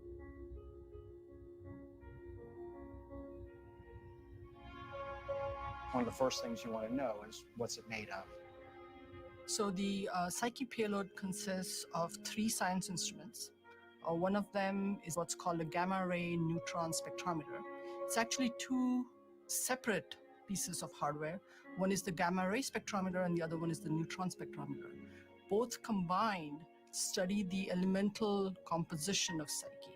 If you know the surface composition, what it's made of in terms of iron and nickel and silicon and oxygen, you can then start to say something about its history and how it formed and how it evolved. By using gamma ray spectroscopy, we can measure those elements remotely. We don't have to touch the surface. We don't have to dig into the surface. For Psyche, we're building kind of what we call the Cadillac. It's a very high precision, high sensitivity instrument. It's very similar to the Messenger instrument. That technology that we developed for the Messenger spacecraft gave us a huge head start going to Psyche. For our types of instruments, we don't get to fly them very often. So when we actually get selected for something, that's a big deal for us, where we can, take what we learned from the prior missions and implement it now and make an even better instrument. Our instrument is kind of like a camera without a telephoto lens. In order to get our best measurements, we need to be relatively close altitude above the surface. That's what we call orbit D. So we can form maps, global maps, of the elemental composition of Psyche just by flying around externally. You have galactic cosmic rays. That's a fancy word for very fast protons. They come in, they smack a planetary surface, they bust apart the atoms in that surface, all the neutrons rattle around, and as they rattle around, they end up producing gamma rays and neutrons that come out. And the gamma rays have energies, and they're like a fingerprint. So if you get the fingerprint of different energies, it says, is iron there, is nickel there, is silicon, and then how many of those gamma rays tells you how much of that element is there. The first thing it takes to do a mission like this is a tremendous amount of institutional knowledge of all the different aspects, not just how do you build something, how do you aim something, how do you guide something, how do you get data from something, those technical aspects. I feel like it's super important to have a team that you can trust, because you can guarantee that at some point something's going to go wrong, probably many things over the many years of a project. So already it's happened that in my process of learning about the science, I've made small changes to the design to help optimize and help meet the science goals. We're kind of the last instrument to get its measurements. And so there is a sense where you're on pins and needles until you get that data back, and then there's a big relief, there's big excitement, and then you get to work and trying to say, what does all this mean? So we'll deliver some excellent science at the end.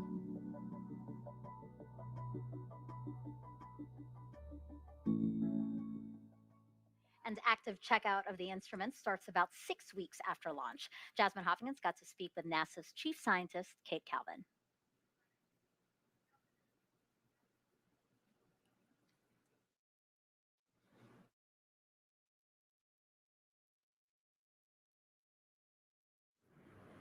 Welcome, Kate. Thank you so much for joining us today. So Psyche is going to take us to a metal world for the first time. What scientific discoveries are we looking forward to? Well, the Psyche asteroid could be the metallic interior of the remains of a small planet.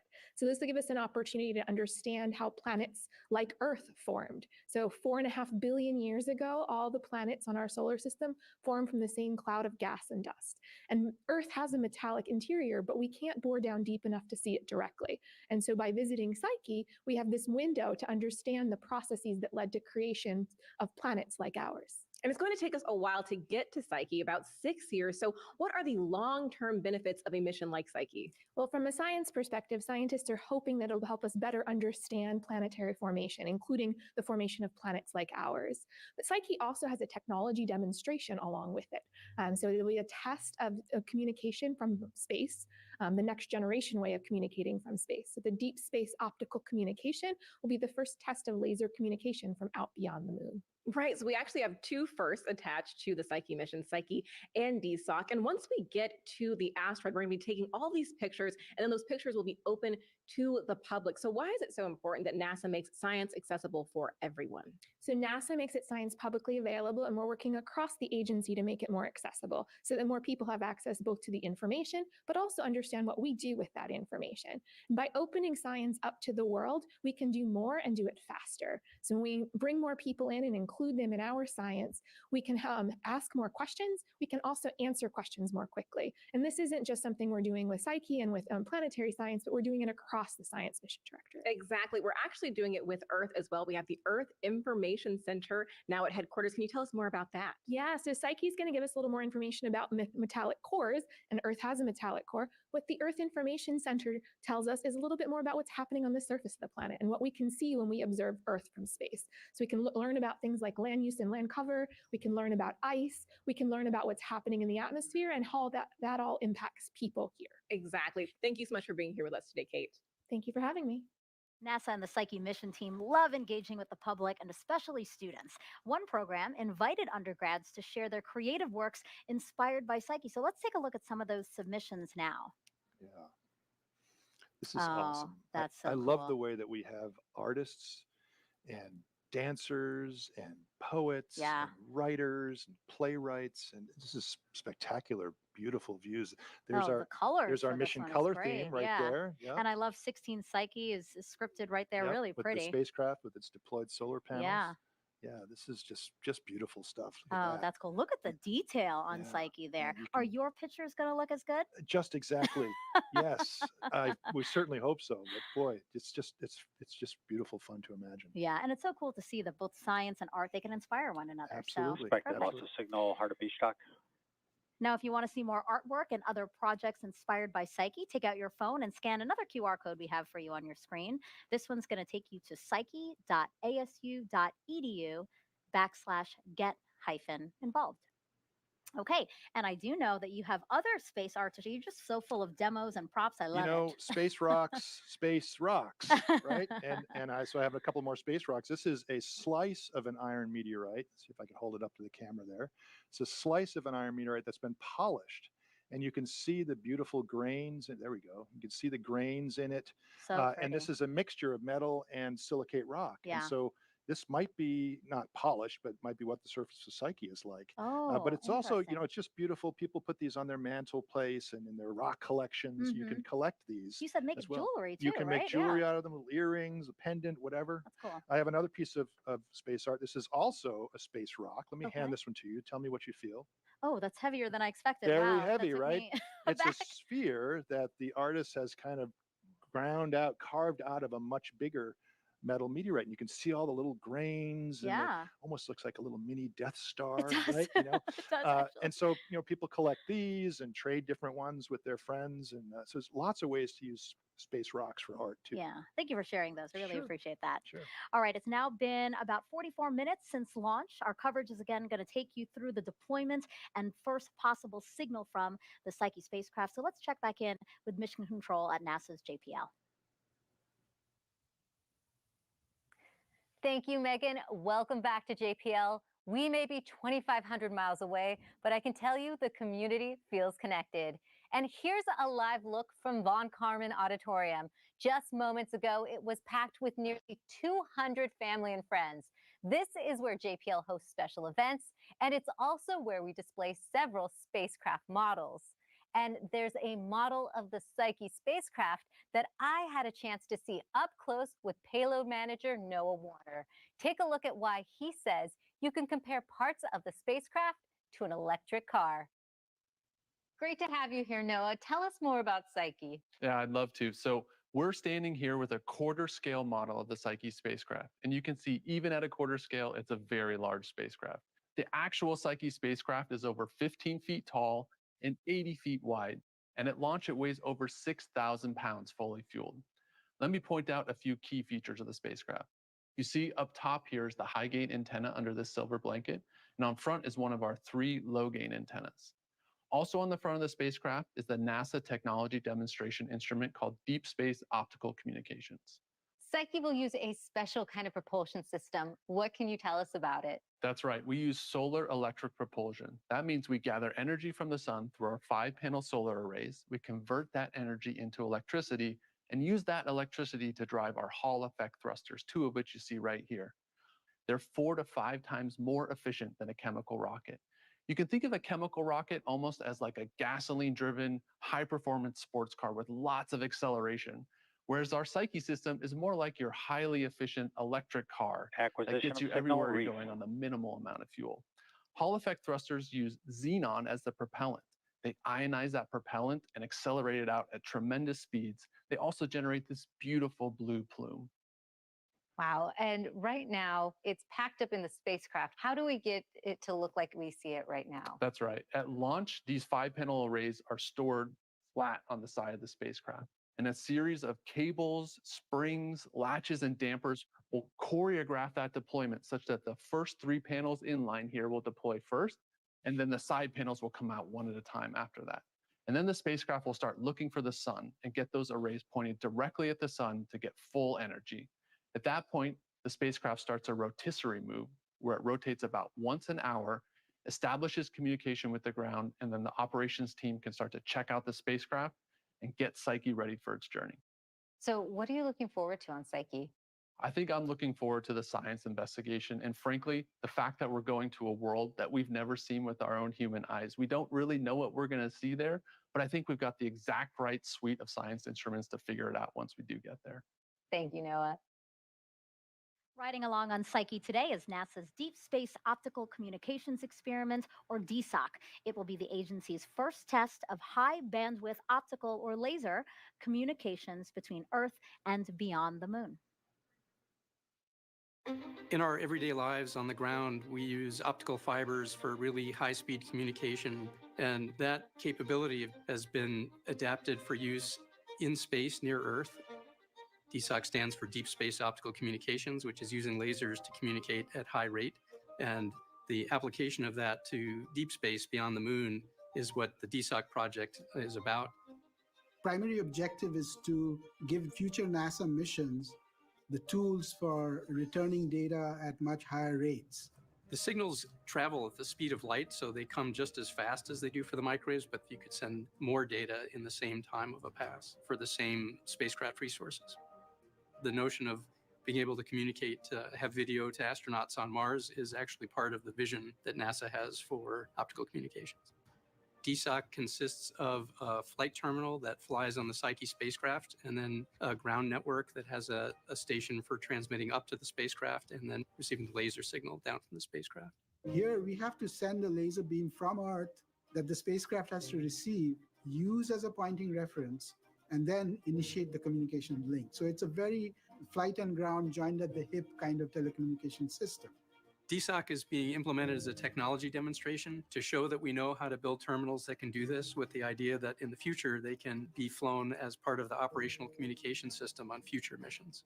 And we designed the terminal to operate out to about Mars' farthest distance. And Psyche on its cruise actually does a Mars flyby. So it's an excellent vehicle for the demonstration of deep space optical communication. DSOC is the first time that there'll be optical communication demonstrated beyond the moon. The leap that DSOC is taking is huge. I can't express in words, what this will mean to actually see bits that were transmitted from deep space spacecraft received on the ground, and we can verify that, hey, we got the bits that you sent, here they are. Before that moment of elation and joy, there's a lot of work that we still need to do and think through. And so this is a stepping stone for a future operational capability that NASA is committed to. There's a lot of signal, activity in Western space and a lot of collaborative work that goes on, and it's very exciting to be part of. Come back, engine chill, burn 2. Now, to tell us more about DSOC, we have its operations lead, Meera Srinivasan, with Jasmine. Thank you, Megan. So, Meera, we just saw a beautiful launch, but now the work really starts for DSOC. So, what does mission success look like to you? Right. So, well, the purpose of doing optical communications is to be able to transmit much higher data rates than what we can do now with radio frequency systems. So, for us, the bottom line or ultimate measure of success would be for us to demonstrate those target data rates that we've established for ourselves over the course of the mission. But just to kind of beyond that, I think this is a technology demo. So, what we really want to do is learn. And we have deployed all kinds of technologies, both on the flight side as well as on the ground side, in order to achieve these goals. So really, what we'd like to do is get enough data back so that we can understand, do our models work, how does our hardware perform, and what we can do to improve our operational concepts so that we can kind of mature this technology and bring it to the point where it can be fielded operationally. So that's mission success, is basically learning as much as we can. Right, we're looking forward to that. And you're mentioning this data. So what information will DSOC be transmitting? So what we're going to be focusing on primarily is this kind of test pattern data. This is what we've been using on the ground as we were developing the system. And so we'll focus on sending that initially. It's essentially like it's a test pattern, something that's pre-recorded, and it allows us to characterize the performance of the optical channel. Right. And Meera, I mean, this is going to be a long-term mission for Psyche, but how soon do we expect to hear back from DSOC? So provided that all the checkouts go as planned, approximately 40 days after launch, we hope to be getting some data down. Okay, great. We're looking forward to that. Meera Srinivasan, thank you so much for being here today. Well, thank you for having me. Of course. Megan and Jim, back to you. Now let's get to some social questions again. Jim, you've been doing a great job of answering them, so I hope you can continue your streak. Let's do it. All right, let's play the first video. Hi, I'm Diego, and I'm from Serrano Elementary School in Moreno Valley, California. My question is, how long will it take Psyche to orbit the asteroid? Good question. Diego knows how to ask good questions. Absolutely. Orbits. Yep. So we start up very, very high as we approach the asteroid, going to very high orbit. And it's about 33 hours for the spacecraft to go around Psyche once. And we'll slowly lower that orbit, lower, down to about 4 hours. We're about 75 kilometers, maybe 50 miles or so above the asteroid at our lowest orbit. Okay, and we do have time for one more question. We have this one from X, Space Case Sarah on X. What are you most excited about to learn about Psyche, considering how the Bennu sample was so incredibly cool? Yes, boy, what a great success for that, really for cool the too. OSIRIS-REx team. That's spectacular. Of course, we're not taking samples from Psyche. We're doing what's called remote sensing, but we will be able to measure the chemistry, to look at the geology. We'll be mapping this asteroid just like the OSIRIS-REx team did with Bennu. So we'll learn as much as we can, just short of bringing a sample back. So maybe in the future, decades hence, maybe we will go and bring some samples back from Psyche. But this mission will pave the way for that. Okay, looking forward to maybe that. Let's do it. All right, thanks again. If you haven't sent in questions yet, there's still time. Again, use #AskNASA. Okay, we've been following along with the Falcon Heavy second stage as it continues its journey out with Psyche. Let's bring back NASA's Daryl Nail Come back, and Nick ignition, Wiltman burn 2. for the next operational milestones in this mission. Guys, go ahead. Yeah, there you just heard it, and you can see it. The engines start for the second time on the second stage of the Falcon Heavy rocket, now flying through space close to the country of Australia. And you can see it there. We've been tracking it all along, watching the fuel get prepped and prepared to restart that engine. Make this burn roughly about 2 minutes and 9 seconds. Yeah, this burn's very important to get Psyche on its way. And Daryl, as you said, we've been tracking that. And as throughout that 45-minute coast phase, there have been call outs for different ground stations that have been used around the United States or around the world, actually, to track this second stage. And you and I have been continuing to watch that telemetry. And this vehicle so far has performed very well today, and looking forward to this final burn to get ready for spacecraft deployment. Those tracking stations that you mentioned, as we've heard them called out throughout the broadcast, also helpful with bringing us this picture right here, that high definition video pictures from space, which we greatly appreciate seeing and are able to show you exactly what's happening. As the spacecraft approaches the northwest coast of Australia, it will continue flying over the Indian Ocean. We will get ready to end that second burn and then prepare for the big moment, Mick, and that's separation of the Psyche spacecraft. Yeah, and that's what Jim and I know all his team are excited about. We are too. Great successful launch today, watching that Falcon Heavy come back, those two side boosters land. But it's all about the Psyche spacecraft in this mission, and that's what we're very happy to be doing today, to deliver this on orbit and get Psyche on its way. And we are so happy to be a partner with JPL and the Psyche team to do that. So very looking forward to that video of separation.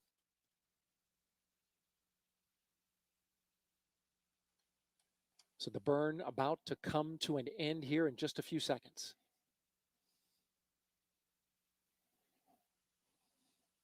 MVAC shutdown. There you hear the good call out of the MVAC shutdown, still glowing red though in the cold darkness of space. We are in orbital night on the other side of the planet from where we launched this morning. Nominal payload deploy, orbit insertion. Confirming the orbital insertion there. So yeah, it's confirming that we hit our mark exactly on that trajectory and where we needed to drop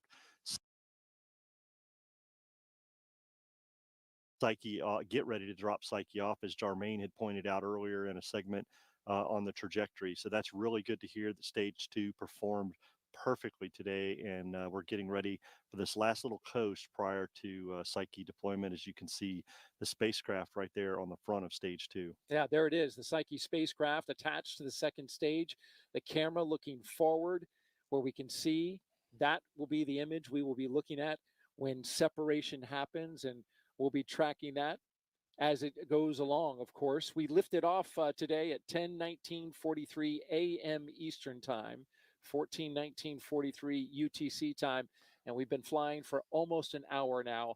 And again, the teams at JPL certainly paying close attention, along with both here in California, or there in California and here in Florida.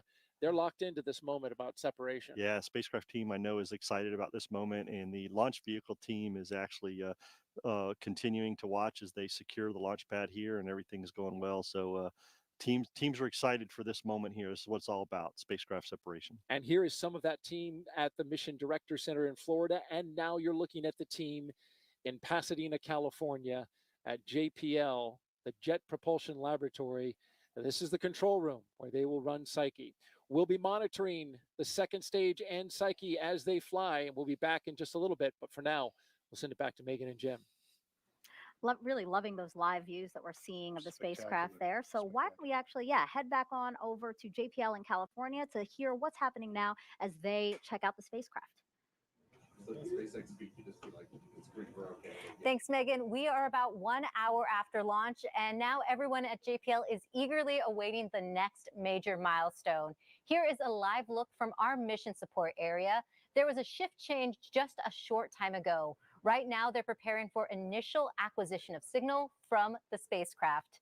I'm joined now by Psyche Flight Systems Manager Mark Brown, who is responsible for spacecraft development. Thank you for joining us, Mark. Thank you, Raquel. Now, you were part of that countdown shift. Yes. What was it like witnessing launch with your team? Oh, it was very satisfying.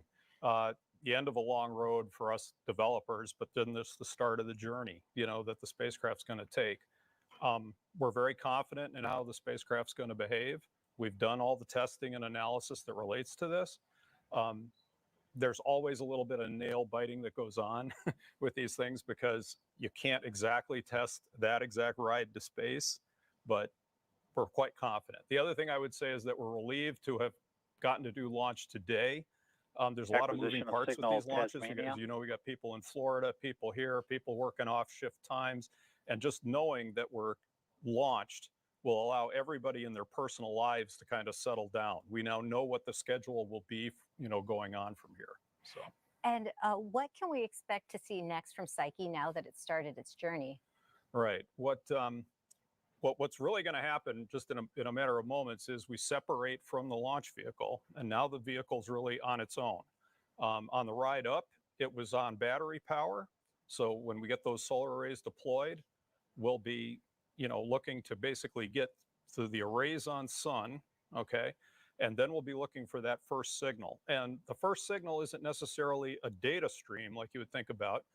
Anybody of you that, in your house, if you're looking for your Wi-Fi, you can see that signal, but you don't necessarily start getting, Google and on the internet, right? So the carrier comes in first, and then we'll kind of sync up, and we should get the data coming in. And what kind of data will you expect to see from Psyche? There's a range of, first of all, I'll say, is that, the spacecraft exists to carry the science instruments, but the science instruments are hibernating. They are off for launch. So we don't really see anything from the instruments themselves. We get some temperature data and, and some health data on those instruments. But what we're probably most interested to see is, are we power positive? Is the battery recharging, or are we still draining it? And then we're also going to be looking for, are all the temperatures kind of within safe limits, nothing too hot and nothing too cold? And those will be big indicators of, that we're good to go. Well, thank you so much for that information, Mark, and joining us today. Right. Thank you. Back to you, Megan. Okay, well, as Mark said, we are soon expecting to see the Psyche spacecraft separate from the Falcon Heavy's second stage. We have an animation of that right now. Let's bring back Daryl and Mick. Everything still tracking, guys? It certainly is, Megan. We are watching now, as you can see on your screen, the Psyche spacecraft looking forward from the second stage, as well as keeping a track on what's behind it as well, going between the two views. But acquisition of signal, Hobart. And there's just a call out that they've reached their next tracking station along the path that Psyche is taking. But the big show is right there. That shot right there, Mick, the Psyche spacecraft. Pointed into space. We are in orbital nighttime, currently flying. We've overflown Australia, approaching Papua New Guinea, where we are tracking a separation time in just about in just a few seconds. Stand by.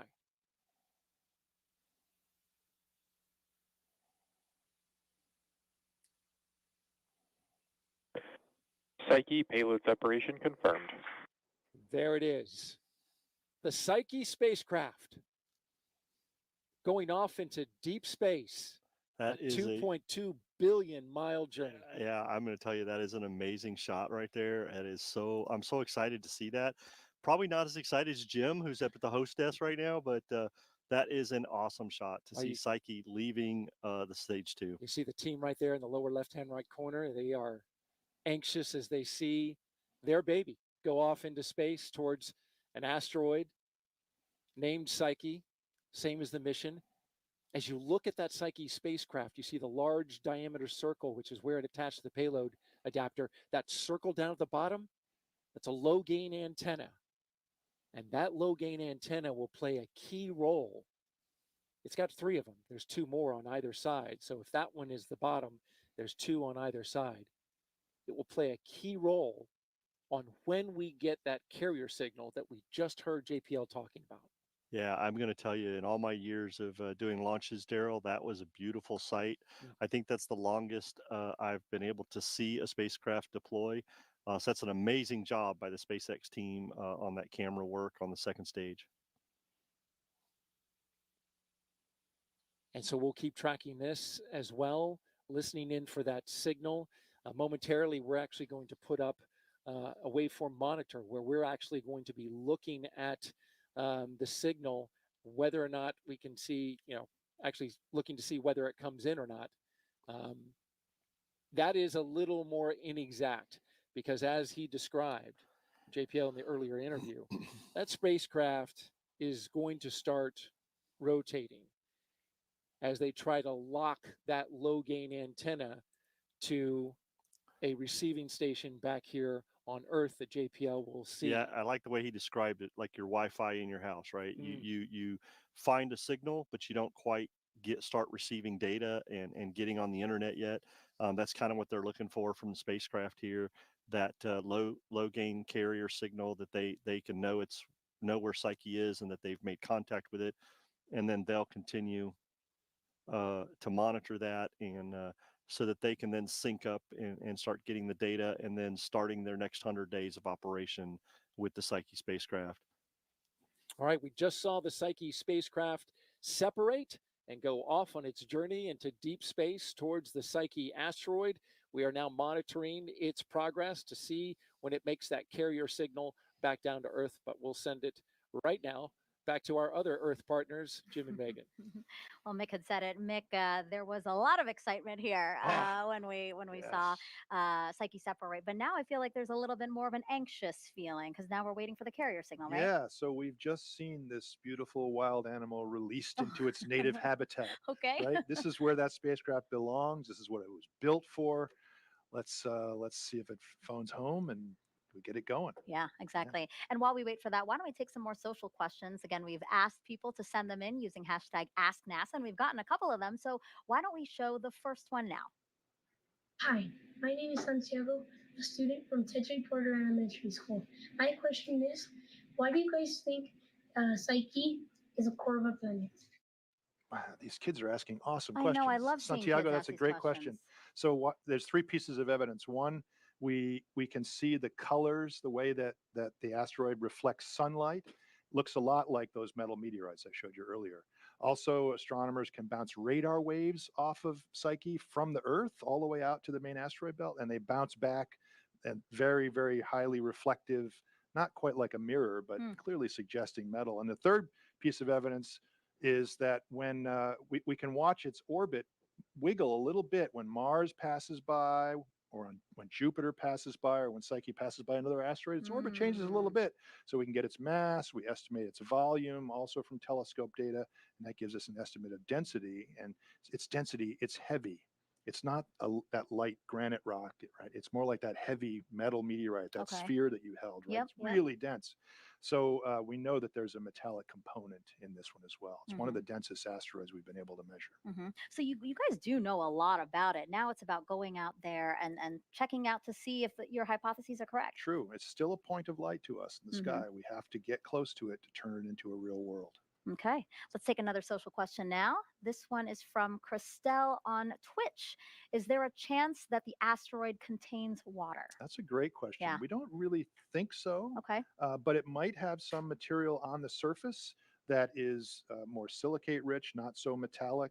Maybe it was hit by other meteorites like the one that we just brought the samples back from OSIRIS-REx, which turns out to have a bunch of water in it. So there could be little places on the rocky parts of Psyche that have some water, but probably as a whole, we think it's mostly just metallic. Got it. Jim, thank you so much for answering those questions, and thank you to everyone who sent questions in. Okay, so to recap, the Psyche spacecraft has been deployed and is now floating out in space on its own. The launch team is looking to confirm a signal from the spacecraft. So Daryl and Mick, how's that looking?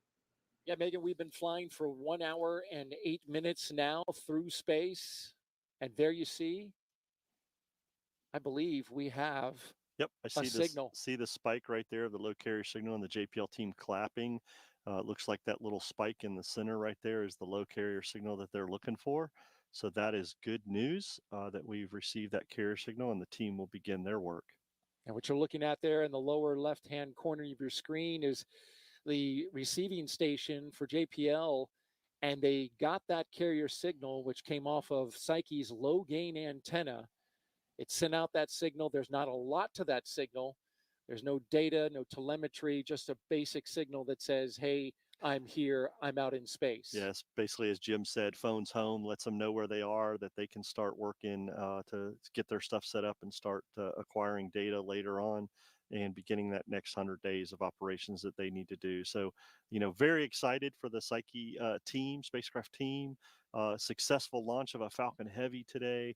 And now they have contact with Psyche, and they can begin the work they've been working on for the last several years. As for the spacecraft, what it's doing now is getting into a mode to deploy its solar arrays.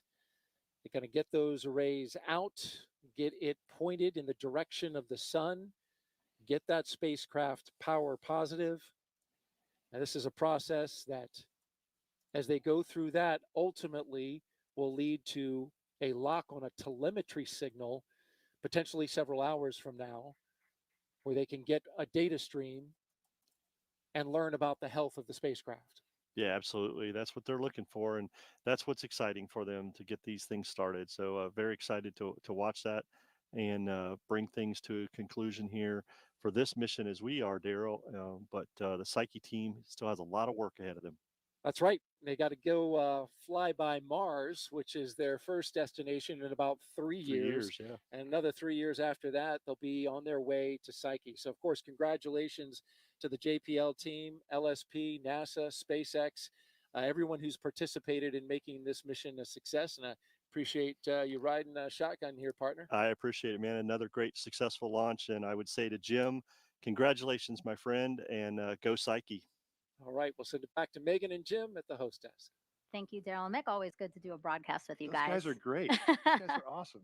Yeah. Now, Jim, you are Psyche's imaging lead, you know, obviously so invested in today's mission and all these milestones. I'm telling you, sitting next to you, it's like riding a roller coaster.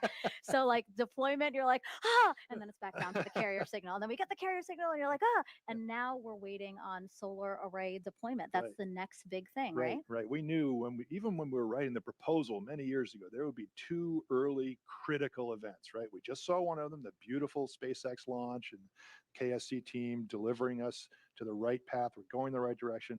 The second one is that deployment of the solar panels. You saw that they're all kind of folded up against the side of the spacecraft, so they need to spring out Right. and deploy so we can go power positive and get that sunlight turned into electricity to run our mission. So a lot still to watch, but you're okay. You're Yeah, feeling okay there's so still far. And I know, again, so many others are sharing in your relief and excitement. Let's get some more reaction from Mission Control at NASA's JPL in California. Raquel, I saw some cheering there once Psyche's carrier signal was confirmed. Megan, that's right. Now let's take a look again into the mission support area. Like you said moments ago, we watched the team cheer and celebrate. Some of them were even standing up for it. But there is still more to come. And we are now joined by Lena Hutchinson, who is part of the Psyche launch team. Now, you're the launch activity lead, which means you're in charge of verifying the spacecraft and it's behaving as expected through launch. So, Lena, lots of work leading up to this moment. What does this mean for the team?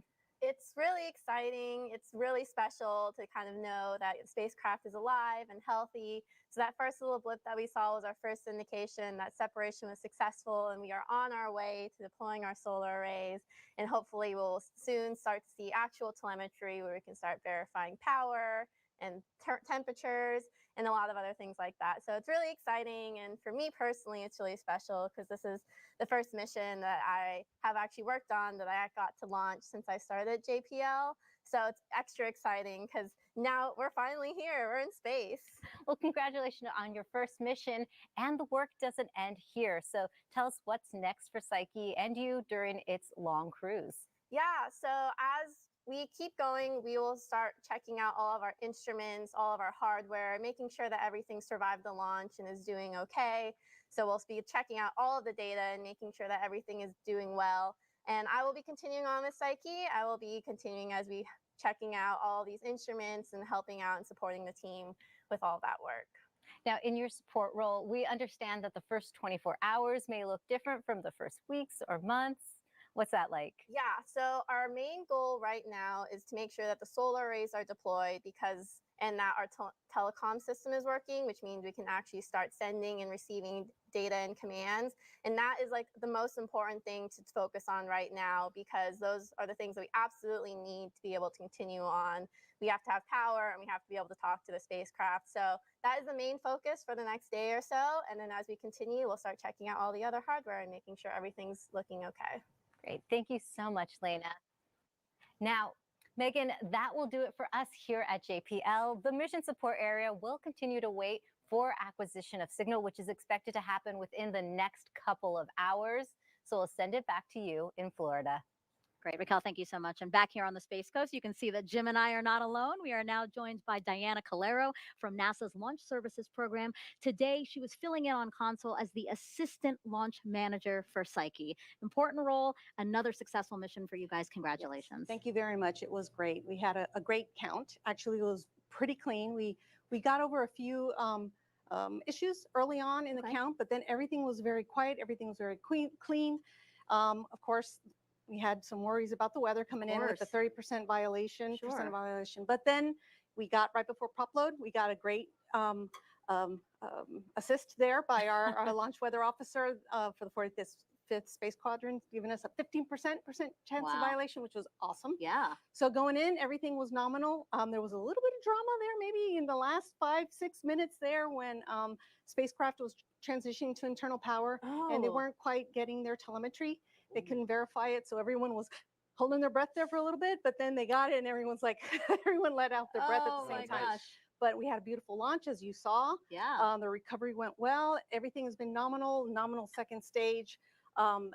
Separation was nominal, payload fairing, everything looked great, and just waiting to hear that the spacecraft is getting their signal and was power positive.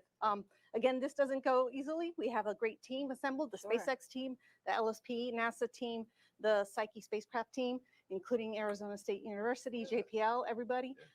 It was incredible. The range, 45th Space Quadrant again, giving us lots of weather updates.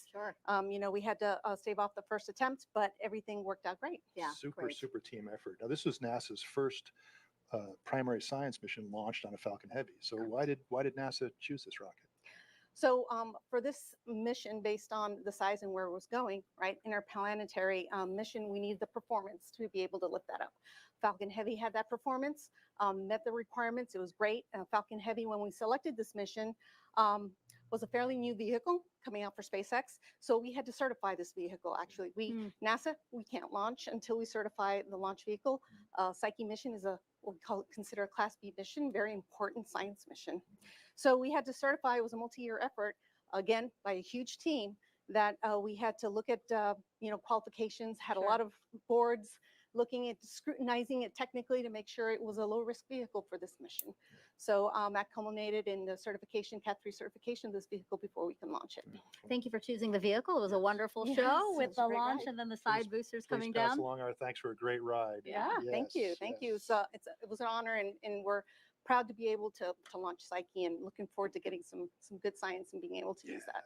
Yeah, how does it feel to be part of that, to be part of Psyche's journey out to discover things about our own planet, hopefully? It is.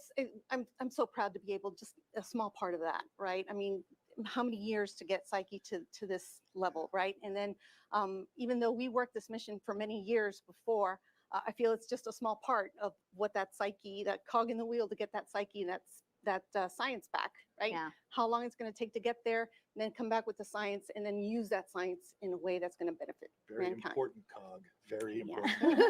Teamwork, guys. Teamwork's the only way. Thank you, Diana. Now, before we sign off this morning, let's take one last look at today's spectacular launch. 15 seconds. And here we go with the final seconds of launch. T-minus 10, 9, 8, 7, 6, 5, 4, 3, 2, 1. Engine ignition. And liftoff.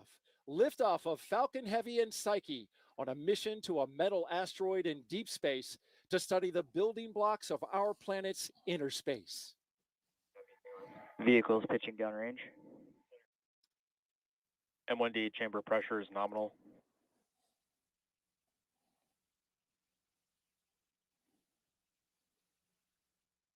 A view there from the onboard camera.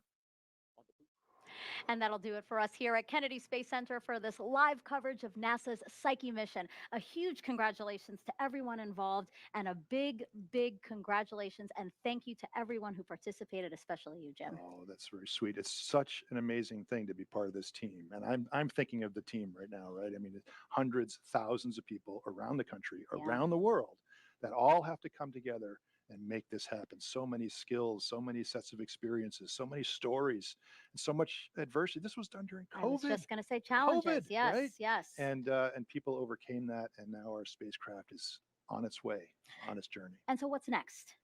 What's next is that we spend the next few months, we've got to deploy those panels and I get thought you were power going to say a positive. party. I Spend thought you were going to just yes, take a time to breathe. sure, Jim. there'll be a little partying, I'm sure, responsible partying.